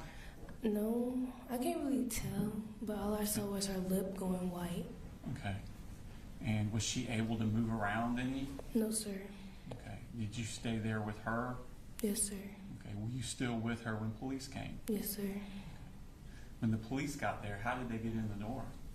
They moved the desk out the way, like they was just shoving themselves in there. Mm-hmm. I think Coach Edward was helping them too. I can't remember. Okay. About how many police came in? Like 2, 3, I can't remember how many. And what were they doing when they came in? They was grabbing all the injured people first, and then they told us to, like, let's go out that door. And then I was holding my friend Hayden down, her eyes, like, so she wouldn't see. Okay. When you said they took the injured out first, did you see other students with injuries? Yeah. Who did you see that was injured? I saw that Nautica was injured. And Where was she injured at? Could you tell? on the other side with Miss Ryan, on the other side of the classroom. Okay. What part of her body was injured? Could you tell? No, sir. Okay. Other than Nautica, who did you see? I saw, I remember seeing Natalie. That's who I remember seeing getting. And where was on her body was Natalie injured? I remember seeing blood from her face. You saw I don't blood on know her who, face? somewhere. Okay. When I was over there with them. Okay. When you left from helping Taylor and left the room, you said something about your friend Hayden was helping you? No, I was helping Hayden, You were like helping cover her Hayden. eyes so she wouldn't see the body. Okay. And which body are you referring to? Christian's body, Where was Christian's body at? near the doorway. Okay. Did you see it? Yes, sir. Okay. And was he alive or deceased? He was deceased. Okay. How could you tell? Because he wasn't moving, and I think I remember seeing his eyes open. I can't tell. Okay. And Hayden, how was she reacting? She was crying, like almost like in a panic mode, but I can't really remember how she was acting or tell. Okay. When you went out the door past Christian's body, which direction did they turn you, to the left or to the right? To the right. Okay. Did you see anything else in the hallway before you left the school? I mean, I seen, I think, a white bag. Okay. And then y'all went out the door to your right. Okay. Where did y'all go? We went up the grass to go to this field. Well, we went up to the grass to a tree to see where else to go, because I think they came and got us first. I can't remember. Were there other students out there, or was it just your class? There was more students out there, because I remember looking for Taylor's sister, because I had Taylor's phone. You had Taylor's phone. Did you get that when you were helping her? Yeah. Okay. And so, did you know Taylor? Yes. How long have you known Taylor? Since elementary school. Okay. So you knew her sister too? What grade was her sister in? The same grade. Same grade. Were you able to find her sister out on the grass at that point? Well, I think I remember finding somebody else to go find her sister, and then the person handed me her phone back, and then I found her sister. Okay. When you were still on the grass, were other students coming out of the school? Yes, sir. Okay. At some point, were y'all told to go somewhere else? Yes, sir. And where were y'all told to go? To the football field. All right. And when you got to the football field, were people already there? I can't remember. That's okay. Did other students start arriving? Yes, sir. At some point, did all the students arrive? Yes, sir. Okay. What was happening on the football field? A lot of people crying. I was just trying to worry about getting my parents to me. Were you able to do that? Yes, sir. How long were you out there on the football field before someone came for you? For, I think, 1 hour for my dad to come to me. Okay. What were y'all doing during that hour, the students? I was really crying most of the times. Did you ever find someone to give Taylor's phone to? Yes, sir. Who'd you give it to? Her sister. Okay, so you did find her sister? Okay. Since that day, how have you been doing? Still a little traumatized. Tell me about that. So every time, like, my parents go out a lot, so every time they go out, I'm always home alone with my brother, and I'd be scared to, like, stay there so many times. Anything else? And then taking my dogs out at dark time. Have you done any counseling? No, sir. How long before you went back to school? As soon as they let people. As soon as they let you in? Okay. How has things been going at school since then? Still worried about, like, is it going to happen again or is it not going to happen again? Okay. All right. Thank you, Michaela. I don't have any more questions for you. Any calls? No problem. Thank you. Thank you.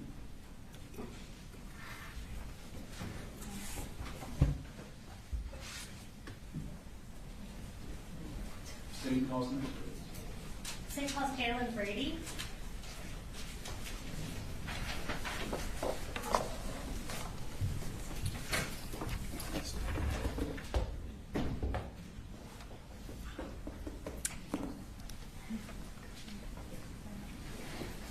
First thing I'm going to do is have you raise your right hand.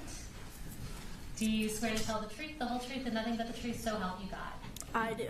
All right, you can put your hand down. And if you will start just by telling us your full name and spell your first name for us. Jaylyn, Jaylyne, Brady. All right. And Jaylyn, what school do you go to? Apalachee. How old are you? 16. And when did you turn 16? January 20th. All right. So not very long ago? No. And so were you in 9th grade last year, the 2024 to 25 school year? Yes, I was. And do you remember whose class you had for second period? Miss Ryan. Okay. So we're going to pull up that seating chart again with where we believe you were sitting circle. Can you tell us if that is correct where you're sitting that day? It is correct. Okay, so that's you on the end and you were next to Hayden? I believe so. Okay. And taking you back to September 4th of 2024, were you at school that day? Yes, I was. And can you tell us during Miss Ryan's class that day when you first realized something was wrong? When everybody hit the floor. Okay, so did you notice people reacting before you even noticed something else? Yes, I did. So once everybody hit the floor, what do you remember? Like everybody moving, like dragging all the desks. Okay. Do you remember, like, in your mind, do you remember hearing gunshots? Yes. Okay. And how long did it feel like the gunshots went on? For like 30 seconds. Okay. And where did you go during that time? Under the board. Okay, that kind of smart board we see in the corner? Okay. So you said that people were moving desks and that kind of thing. Once the shooting stopped, what do you remember? Helping other people. Okay.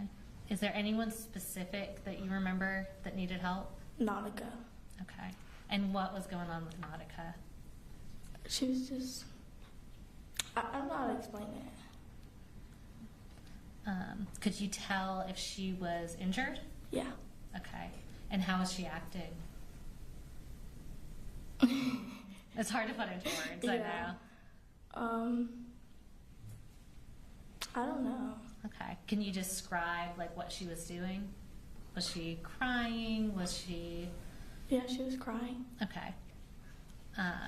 How were the rest of the kids in the class acting at the time? They were also freaking out. Okay. And how were you acting at the time? Do you remember? I think I was acting calm until I stood up, you know. Okay. I didn't think it hit me until after.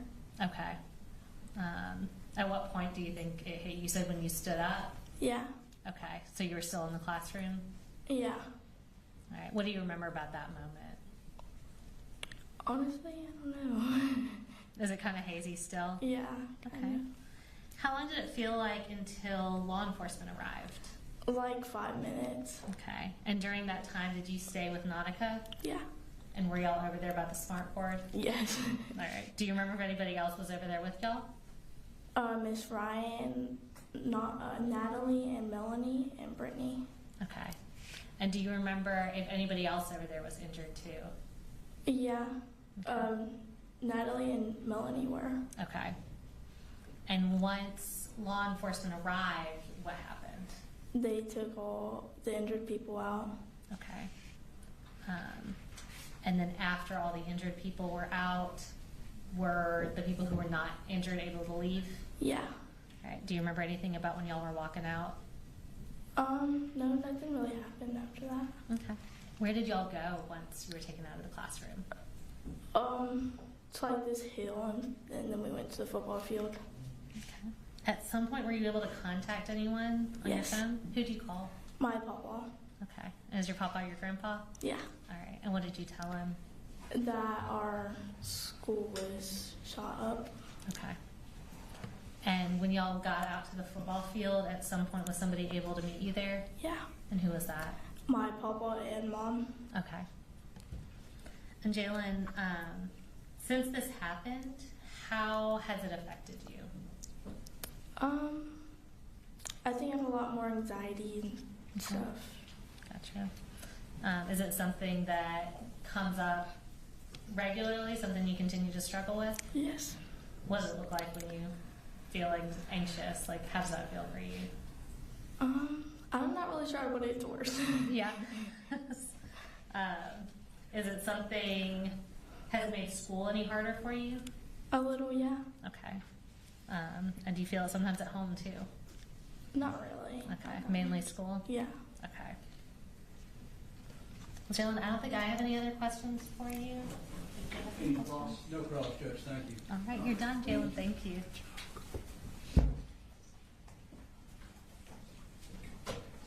Judge Ross, next week. Can you get Martin Marino Galvin?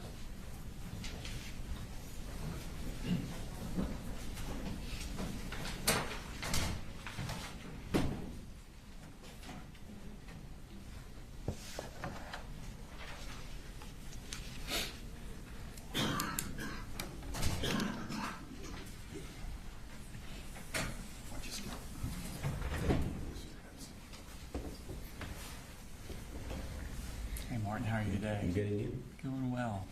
Could you raise your right hand, please? You swear the testimony you'll give in the matter now pending before this court will be the truth, the whole truth, and nothing but the truth? Yes, sir. Thank you. If you could, put your hand down and introduce yourself to the jury. My name is Martin Marino Galdames. Okay. Do you want me to spell it out? I would love for you to spell that. Thank you. My first name is Martin. My first last name Merino. And my second last name is Gandamez. Okay. And Martin, how old are you? I'm 16. And when's your birthday? December 19th. What school do you go to? I go to Apalachee High School.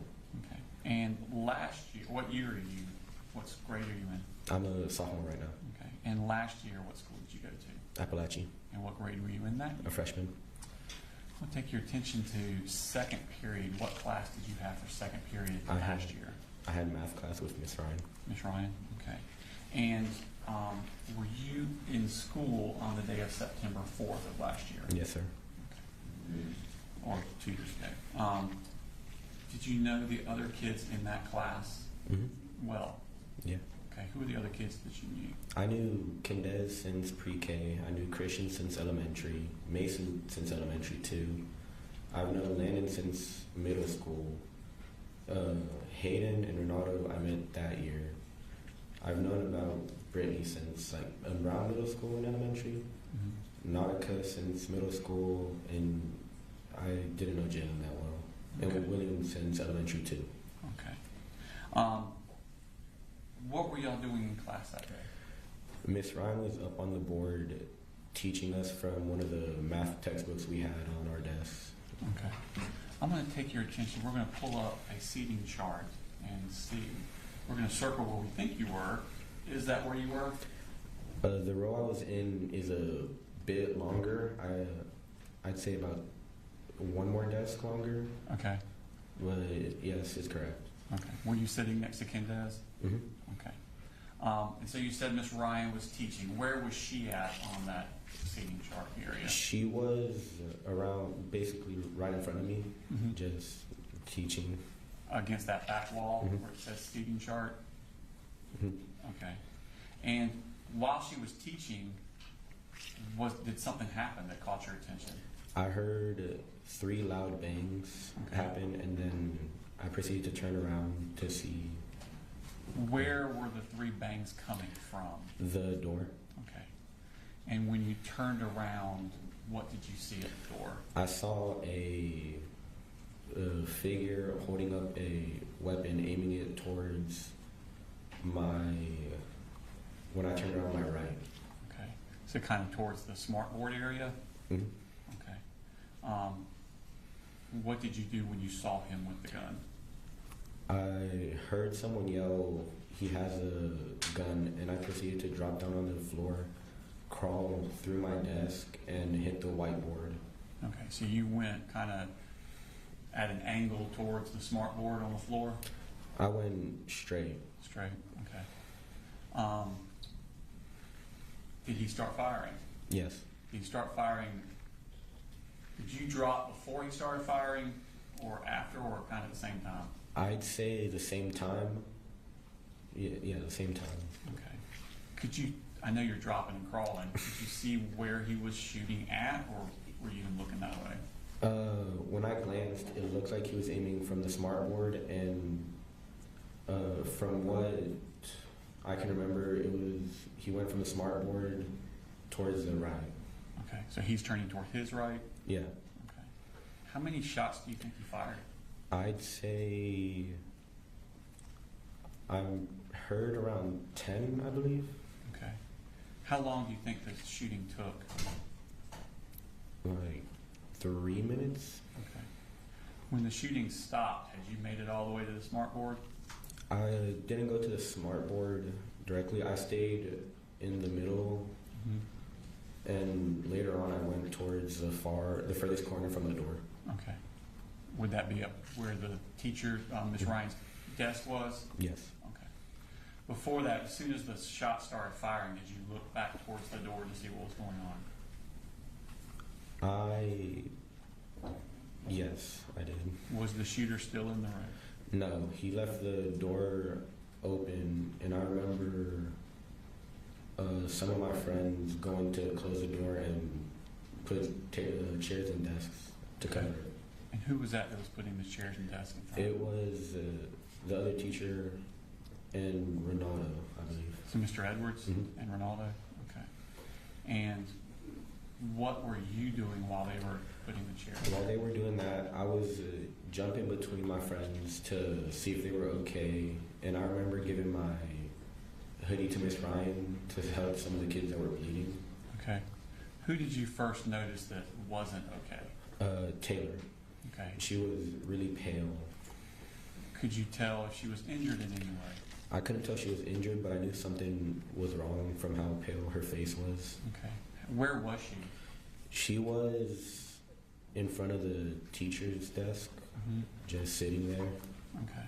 Did she say anything to you? No. Did you say anything to her? I asked her if she was okay, if she got hit or anything. Did she answer you? No. Okay. Did you do anything with her to render aid to her? No. I left her to Landon and Ari, I believe. Okay, so they were helping her. What did you do then? I went under the teacher's desk to help my friends that were there, and to get on the phone to text family members. Okay. Did you find anyone else in the room that was injured besides Taylor? Ronaldo. Okay. He said that a bullet ricocheted and hit him on the thigh. Okay. So he asked me to help him with it. Okay. Did you see the wound? Not directly, but I did see some of the blood on his clothes. Okay. Did you see anyone else that was injured? No, but I could hear the yelling. What were you hearing? I was hearing, I don't know who it was, yelling, "I'm shot and I'm bleeding." Okay. Did you see blood around the room? I can't remember. I have vague glimpses of seeing bits of blood on the floor after it all happened. Okay. You said you got your phone, and who did you contact? I tried calling my mom and then my dad, but they were at work, so they didn't pick up. Okay. So I proceeded to text 2 of my cousins. Okay. And what did you tell them? I told them that they were shooting in the building, that they went for my classroom first, and that I'm not hit, thankfully, but some of my classmates are. Okay. After the shooter left your classroom, did you hear any more shots other parts of the school?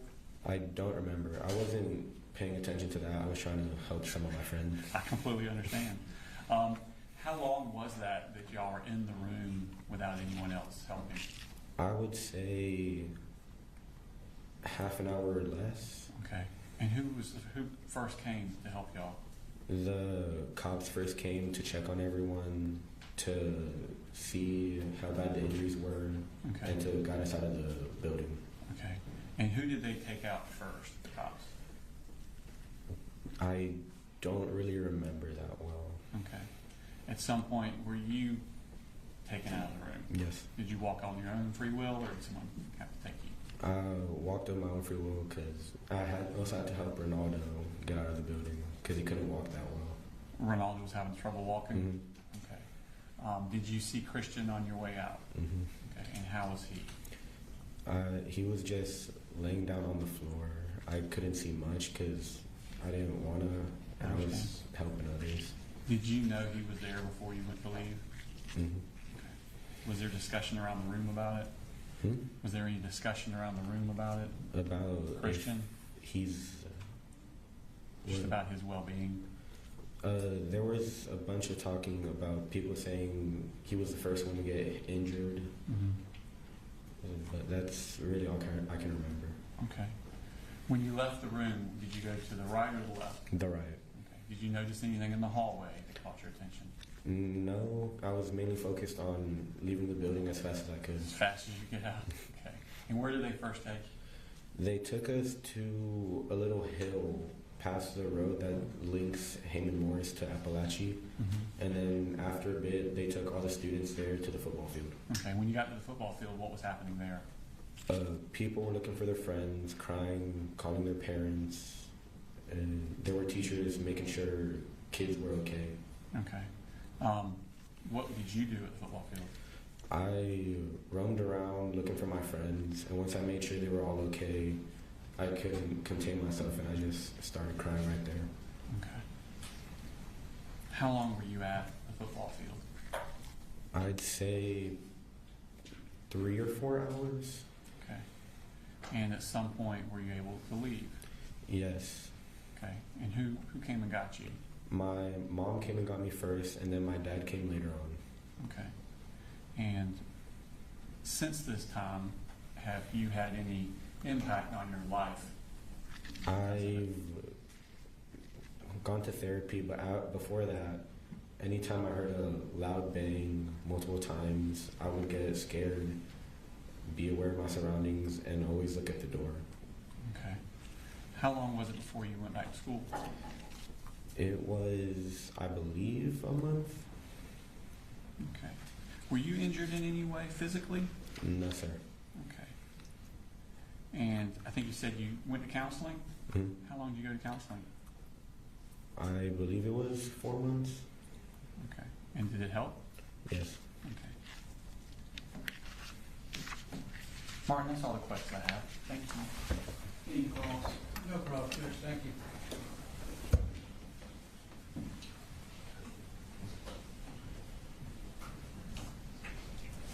Call your next witness. State calls Ariana Norman.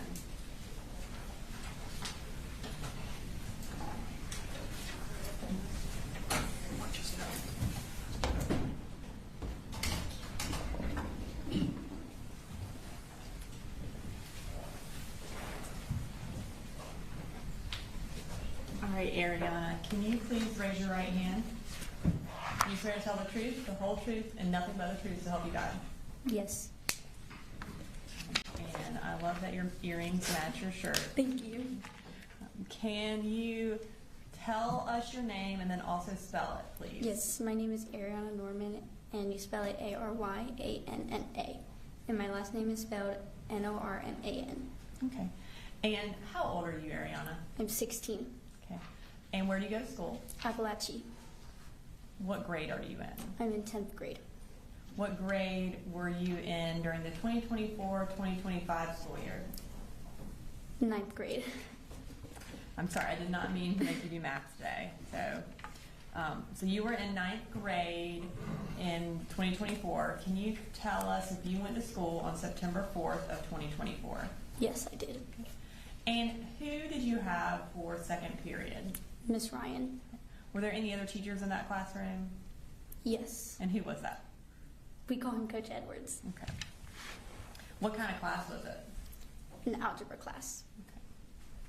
So on that particular day, did y'all have a new seating chart? Yes. Okay. I'm going to pull up the seating chart from that day. Or I'm going to have, yeah, there you go. Is that where you were sitting? What's in the red circle? Actually, Okay. no, it was switched. Oh, okay. So were you sitting on the other side? Yes. All right. And so you were next to Nautica? I was in front of her. In front of her. Okay. The doorway, is that all the way at the bottom left?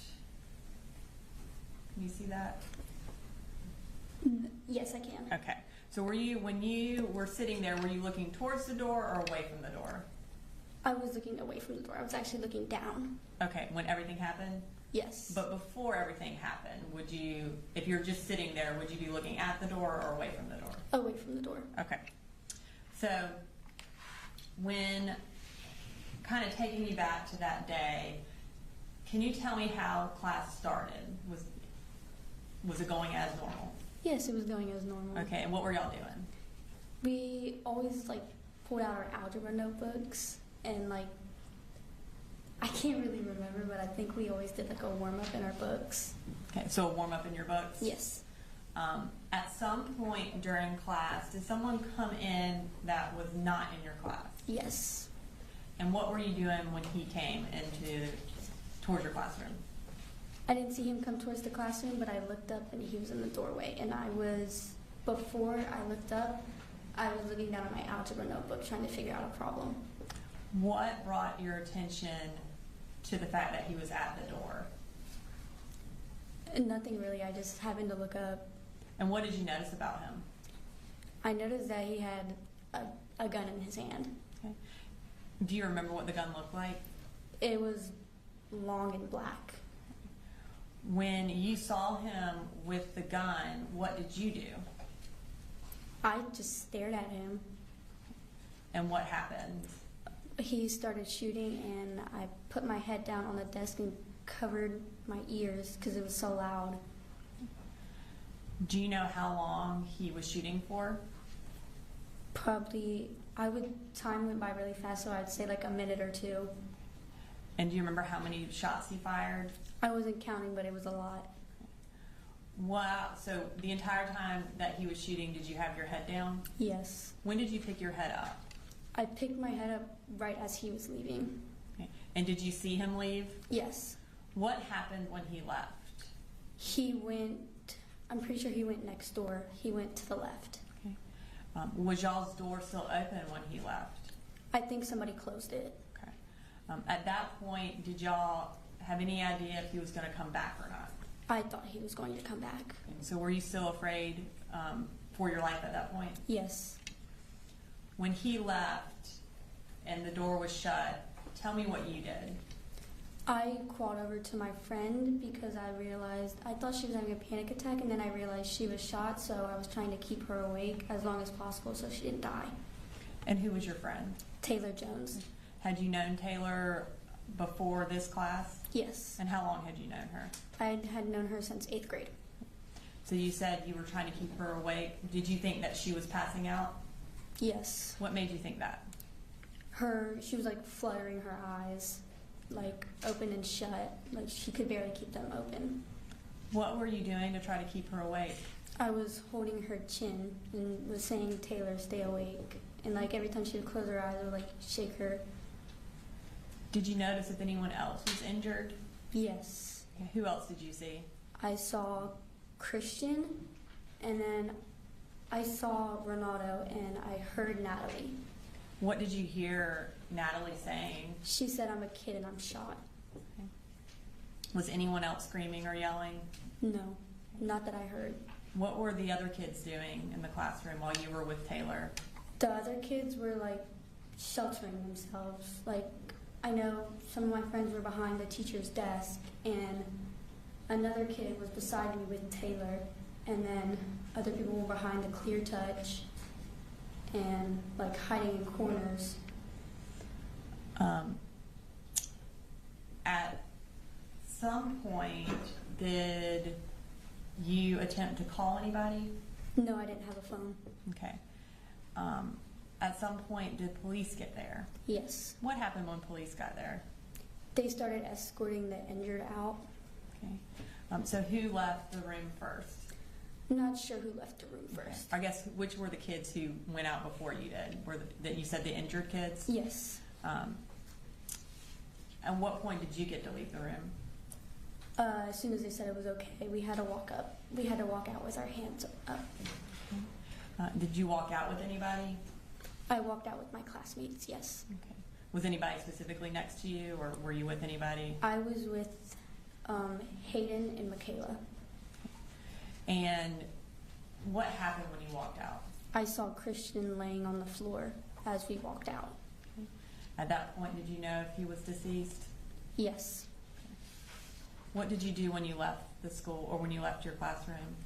When we left my classroom, we all went up to a grassy area, and I was trying to find like my family to make sure they were okay. Okay. Did you have other family members at school with you? Yes. Who else was there? I had 2 cousins. Okay. Were you able to find them? Yes. Where did y'all, after y'all were on the grassy hill, where did y'all go? To the football stadium. And were all the kids from the school in the football stadium? Yes, ma'am. About how long were y'all there until parents were allowed to come in? I would say hours. Okay. What were y'all doing while you were waiting for your parents to be able to come in? If we saw the person that did it, we would go talk to people, and then some people were just like, because they were handing out water and stuff, people would go to the restroom and like get water and stuff and try and make sure their friends were okay.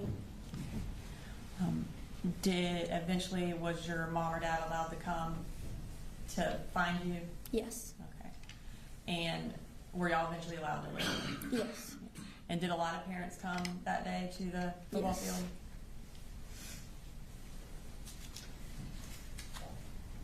Since that day, how has this shooting affected you? It has affected me very much mentally. I have had to been put on anxiety medication because even to go on a walk around my neighborhood, anxiety would fill my head and I'd feel like somebody would drive past me and shoot me.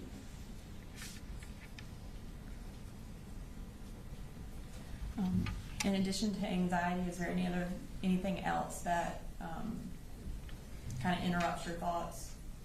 Just recalling the day. And does that happen often? Yes. And does it happen at any point? Does anything trigger it, or does it just kind of happen randomly? Loud noises usually trigger it. And what happens when you recall that day? What happens when I recall that day is usually I just see Christian laying on the floor lifeless. And does that also cause you to have a panic attack or to be anxious? Yes. Okay. Did you have any difficulty sleeping after this? Yes. Okay. Was there anything in particular that you needed to be able to go to sleep at first? I would have to have my uncle help me go back to sleep because I would have nightmares of the shooting.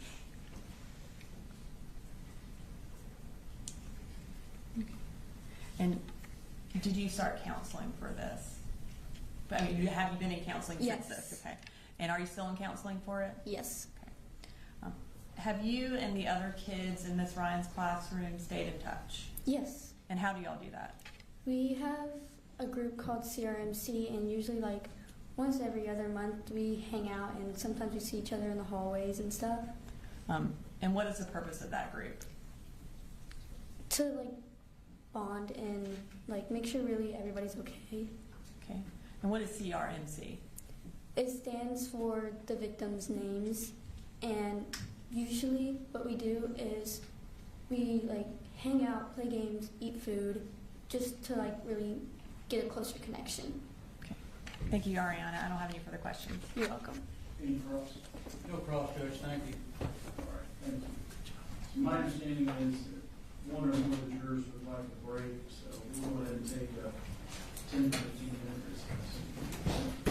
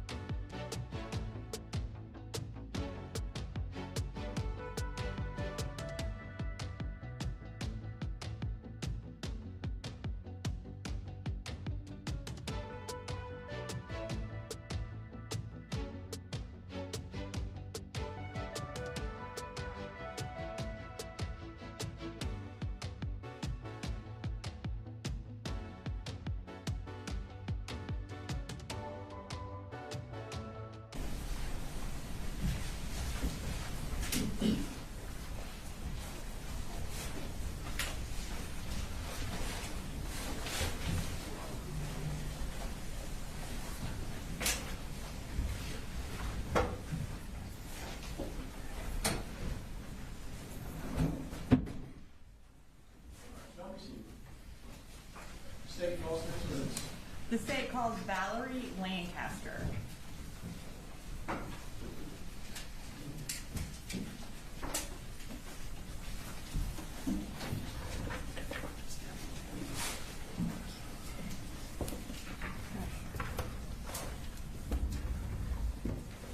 All right, Ms. Lancaster, can you raise your right hand? Do you swear to tell the truth, the whole truth, and nothing but the truth to help you God? I do. All right, can you tell the jurors your name and then go ahead and spell your name for the court reporter? Valerie Lancaster, VALERIE LANCASTER. All right, Ms. Lancaster, can you tell us what you do? I am a math teacher at Apalachee High School. And how long have you worked at Apalachee High School? This is my second year. Okay. And where did you work, or how long have you been a teacher? This is year 20. In addition to being a math teacher, do you coach anything? I do. I coach basketball and golf. Okay. In September of 2024, what was your second period class? My second period class was a collab geometry class. And what do you mean by collab? There's 2 teachers in the room for to cover special ed students that have IEPs. And who else was teaching with you? David Phoenix. And was he also a golf coach? Yes. And who handled what part of the class? We actually did, we team teach, so if I was doing the main teaching that day, he would be circling the room, checking on kids, making sure that they were doing their work or answering questions, and then vice versa. If he was doing the main teaching, I was doing the circling. Okay. I'm going to pull up State's Exhibit 3.2. And this is a partial map of the school. We have what we believe is your room circled. Is that where your room was? Yes, ma'am. Okay. And right next to your room, who taught that class? Mr. Asball. Okay. And what hall is that on? That's the I hall. And is it like the last classroom before you get to J hall? Yeah, it's like the intersection. Okay. On September 4th of 2024, who was being the lead teacher and who was being the co-teacher in your class that day? I was lead teaching at that time. Okay. So does that mean that Coach Phoenix was kind of walking around helping? Yes, ma'am. While you were in class that day, did something happen that kind of drew your attention away from the class to something outside the class? Yes, ma'am. We heard a loud noise. It kind of sounded like lockers banging or like dropping of Stanley cups is what we heard at that time.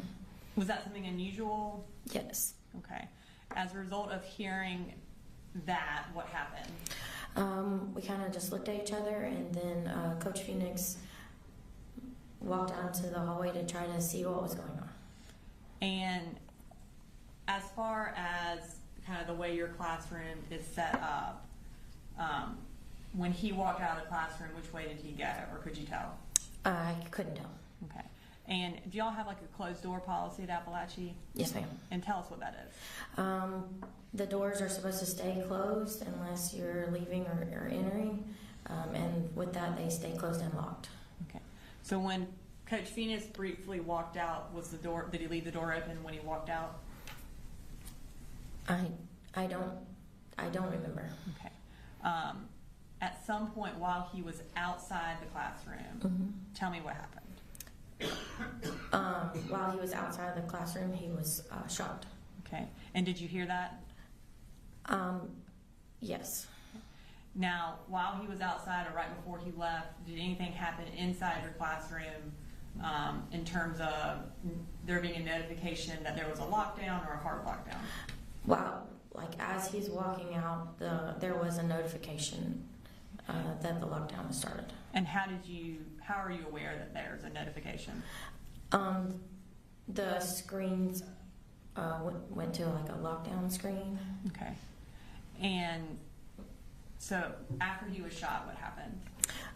He came back into the room and leaned on the wall, and I was helping the children get against the wall and into their areas, and I looked over and said, "Are you okay?" And then he said no, that he had been shot. And so then Go on. then I started we're trying to figure out what was going on and started to try to help him. Okay. So I'll back up a little bit. When he came into the classroom, was he able to shut the door behind him? Yes, ma'am. Okay. As far as when there is a hard lockdown, what kind of protocol do y'all learn to do in that situation?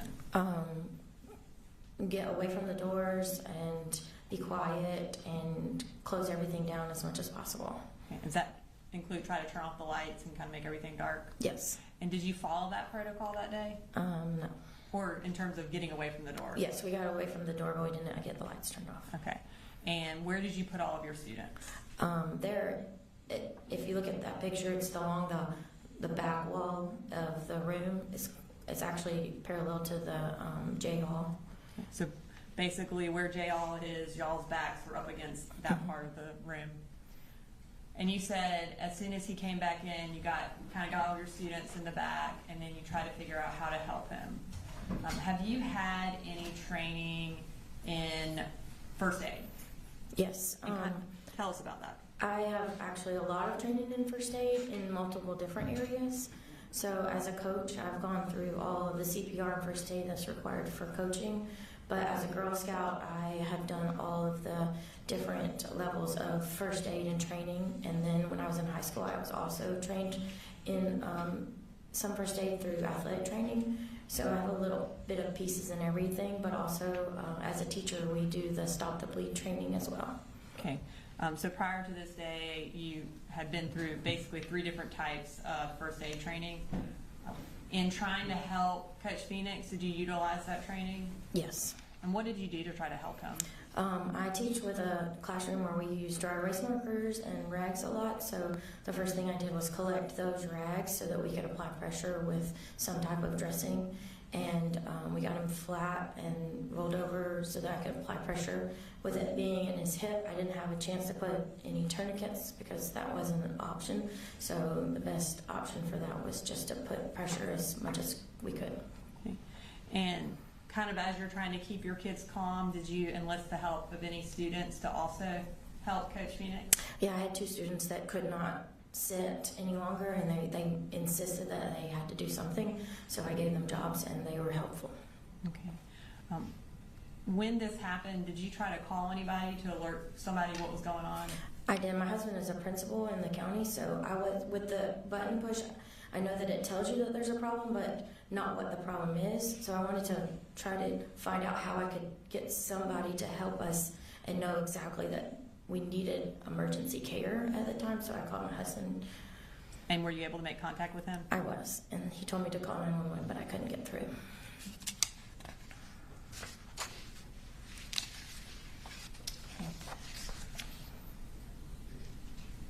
And I know you may not remember this, but about how long did it take before law enforcement was able to get there to help with Coach Phoenix?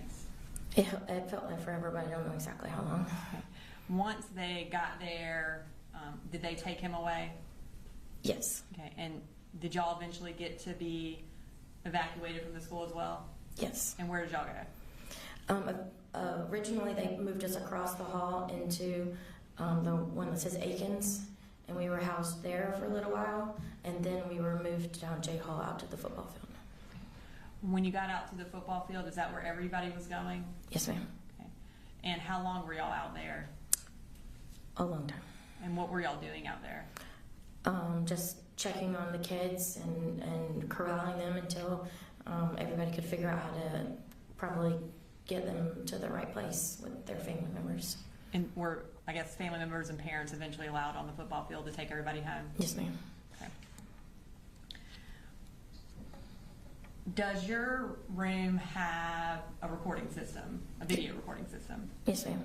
And have you had an opportunity to review the recording from September 4th of 2024? Yes, ma'am. And does it kind of accurately portray what happened that day in terms of Coach Phoenix leaving and coming back and what y'all did with the students? Yes, ma'am.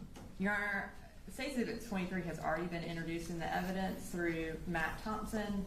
At this time, we would like to publish a clip, which is from 2 minutes to 3 minutes and 40 seconds of that video that's been introduced. No issues? Okay. All right. And if you could pause it before you play it. Just so. Okay, before we play it, we're going to treat this like a clock. Does that make sense? If you could tell us on the clock where the door is. 4 or 5. 4 or 5 o'clock. And then where are you and where is Coach Phoenix? I am 12, 1 o'clock. Okay. Coach Phoenix is like 9 o'clock. Okay. All right. At this time, we'll go ahead and play the video.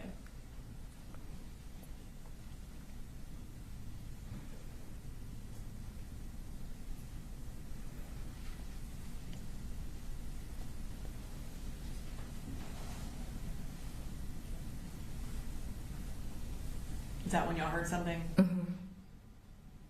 And is that the hard lockdown sign that came up? Yes, ma'am.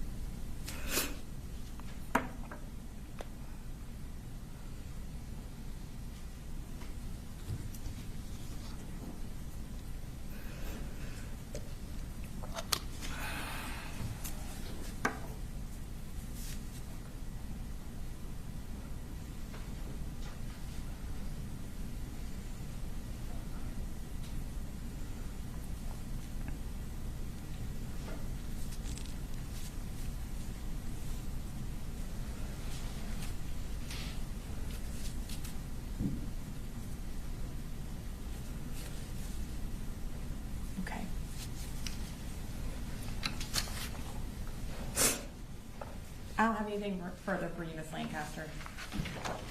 Cross. No cross, Judge. Thank you.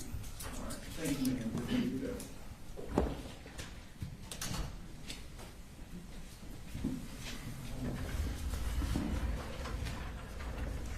State calls answers.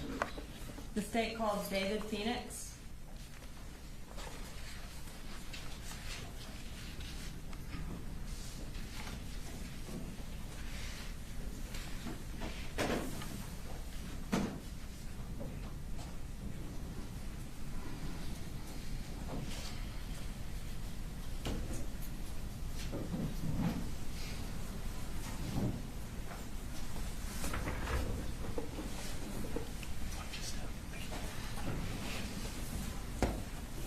All right, Mr. Phoenix, raise your right hand. Do you swear to tell the truth, the whole truth, and nothing but the truth to help you God? I do. You can go ahead and have a seat. Can you go ahead and tell everybody your name and then spell your last name for the court reporter? Sure. My name is David Phoenix. You spell my last name Phenix. And I was employed with Barrow County Schools for the, specifically Apalachee Schools. I just retired, so I was in 2024. Okay, so did you retire, was your last time at May of 2025? Was that your last school year? Yes. Okay. Well, congratulations on retirement. Thank you. How long were you a teacher for? Approximately 25 years. And how long were you at Apalachee? 2 years. You, while you were at Apalachee, what subject did you teach? I was special education, and essentially what that means is that usually I have my caseload of students that are specifically mine, and I follow them from freshman to senior year. And but in the normal classroom, I am there to provide support for the general education teacher. Specifically, if we take the situation that, for example, Valerie Lancaster was a general education math teacher, and I was in the same room with Valerie as the support. I have a list of students that, in most cases, when you say special ed, they're not there's a variety of degrees of special education. And most of the students I dealt with it could be anything from mild autism to attention deficit type issues. And that was and we would provide accommodations for those students. And 9 times out of 10, it usually meant, extra time for a test or testing in a smaller group or whatever, just stuff to address the deficiencies that they may have so they can be on par with the general education students. Okay. And so in Miss Lancaster's class, were there kids that were on your caseload, but also kids that were not on the special ed caseload? I don't think so. I think most of mine were. That class was a 10th grade class, and I don't think there were any of them that crossed over on that specific class. Okay. So you were a special ed teacher. Did you do anything else at school? I was the head golf coach. Okay. And did Miss Lancaster also coach with you? She's doing it this year. She's doing it this year. She did not do it back then. Okay. So on September 4th of 2024, what was your second period class? The second period class was geometry. Okay. And that was with Miss Lancaster? Yes, ma'am. Okay. We're going to pull up State's Exhibit 3.2, and it has your class circled on there. On this particular day, can you kind of, before anything happened, can you tell us how that class was going? I mean, it was, I guess, normal pretty much what we've done. I know it was just the beginning of the school year, but for the most part, we'd gotten into a routine. And I think at the time, the class started as normal, and then I think we were handing out worksheets or quizzes or something like that at the time, and just conducting, geometry as usual. Okay. And are you generally walking around the class trying to help your students? In most cases, yes. This particular day, did something grab your attention outside of the classroom? Sure, yes. It was probably, I guess, 30 minutes into the class, and we heard something that I guess both Valerie and I were up and around, and we heard something. Honestly, I thought it was,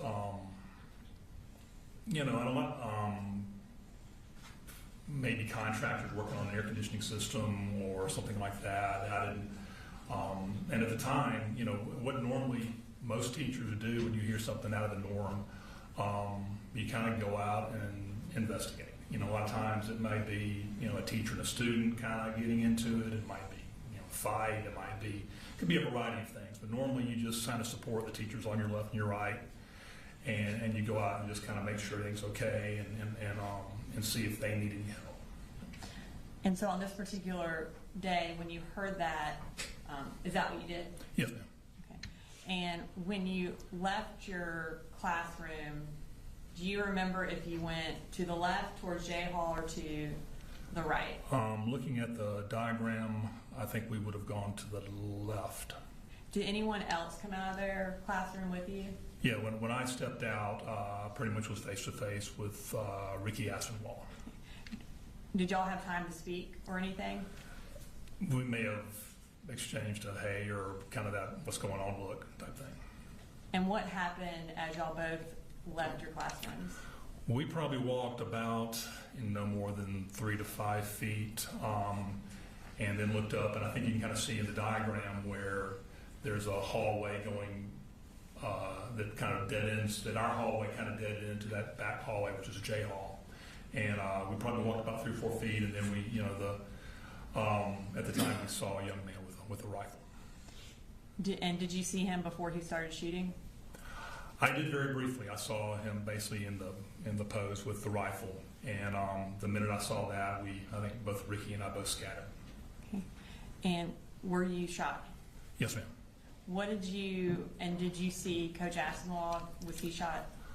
Honestly, at the time it happened, I saw a young man with a rifle, and we kind of dispersed, and I was on Ricky's left, and Ricky was more in the center of the hall, and I was more off to his left. So, and at the time, I picked up the fact that he did have a rifle, and then I kind of dove back in more toward trying to get back into our classroom.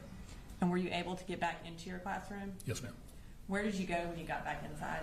I got there and we were, that's when something didn't feel right. You know, obviously I kind of felt some sort of pain in my hip and kind of got into the classroom, stumbled in, you know, kind of, I think I either hit the floor, hit the wall. When I got to the hospital, I had noticed that my glasses were broken and I had a black eye. So I'm assuming I hit my head somewhere along the way. But yeah, I got back into the classroom, and we were able to get the door shut. And then I kind of hit the floor. I guess I kind of hit a wall, maybe slid down a little bit.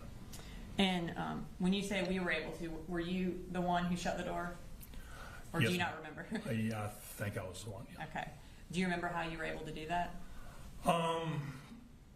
Just getting there. I mean, I guess I kind of crawled over and did it. I mean, I noticed that I kind of lost some movement in my hip or my leg really, and I was able to kind of get across the room and get the door shut. And after you got the door shut, what did you do? Pretty much kind of fell down flat on my stomach. And were you in pain at that point? I've never been shot before, so it's kind of hard to tell. But yeah, there was some pain there. Okay.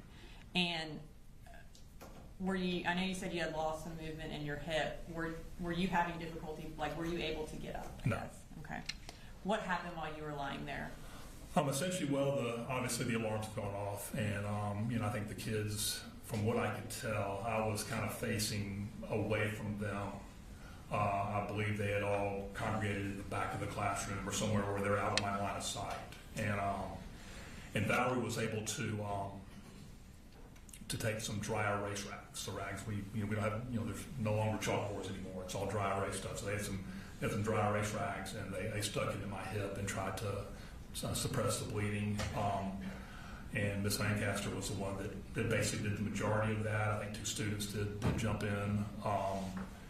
We were trying to, both Valerie and I did have cell phones, and I think Valerie was trying to call her husband and she was trying to call my wife.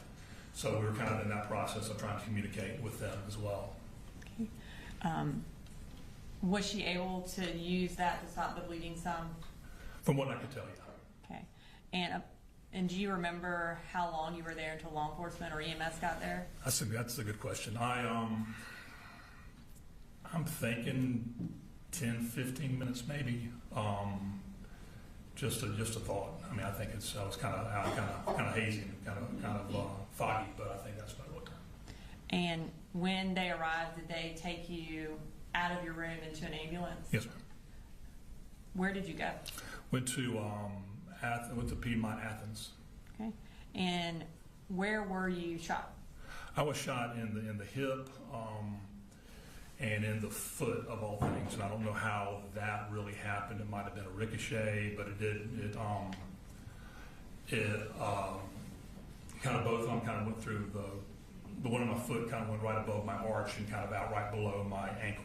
So it somehow didn't really didn't hit the Achilles, didn't hit anything I guess really of huge value.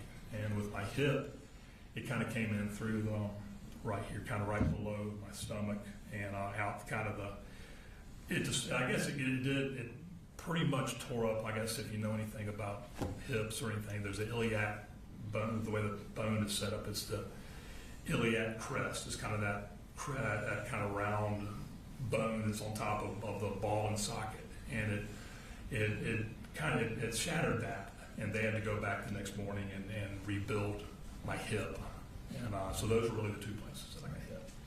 And so you had to have surgery on your hip. Were you able to escape without surgery on your foot? Yes. Yeah, I was in a boot for a few weeks. How long was the recovery for your hip? I mean, it could be argued that it's still going on. I mean, it's still, I think we've obviously went through physical therapy and a variety of things, and I think we're kind of at the point now where it kind of is what it is, and if I had to assign a number to it, I'd say I'm probably 85%, but I don't think the majority of the healing probably took, I was back at work in a limited capacity in December. Okay. And so that was your first day back at work was sometime in December? Yes, ma'am. And were you able to do your last year of coaching golf? I was. Okay. I don't have anything further. Thank you, Coach Phoenix. All right, any cross? No question, Judge, thank you. All right, thank you, sir. You're Thanks, free to go. Thanks, sir.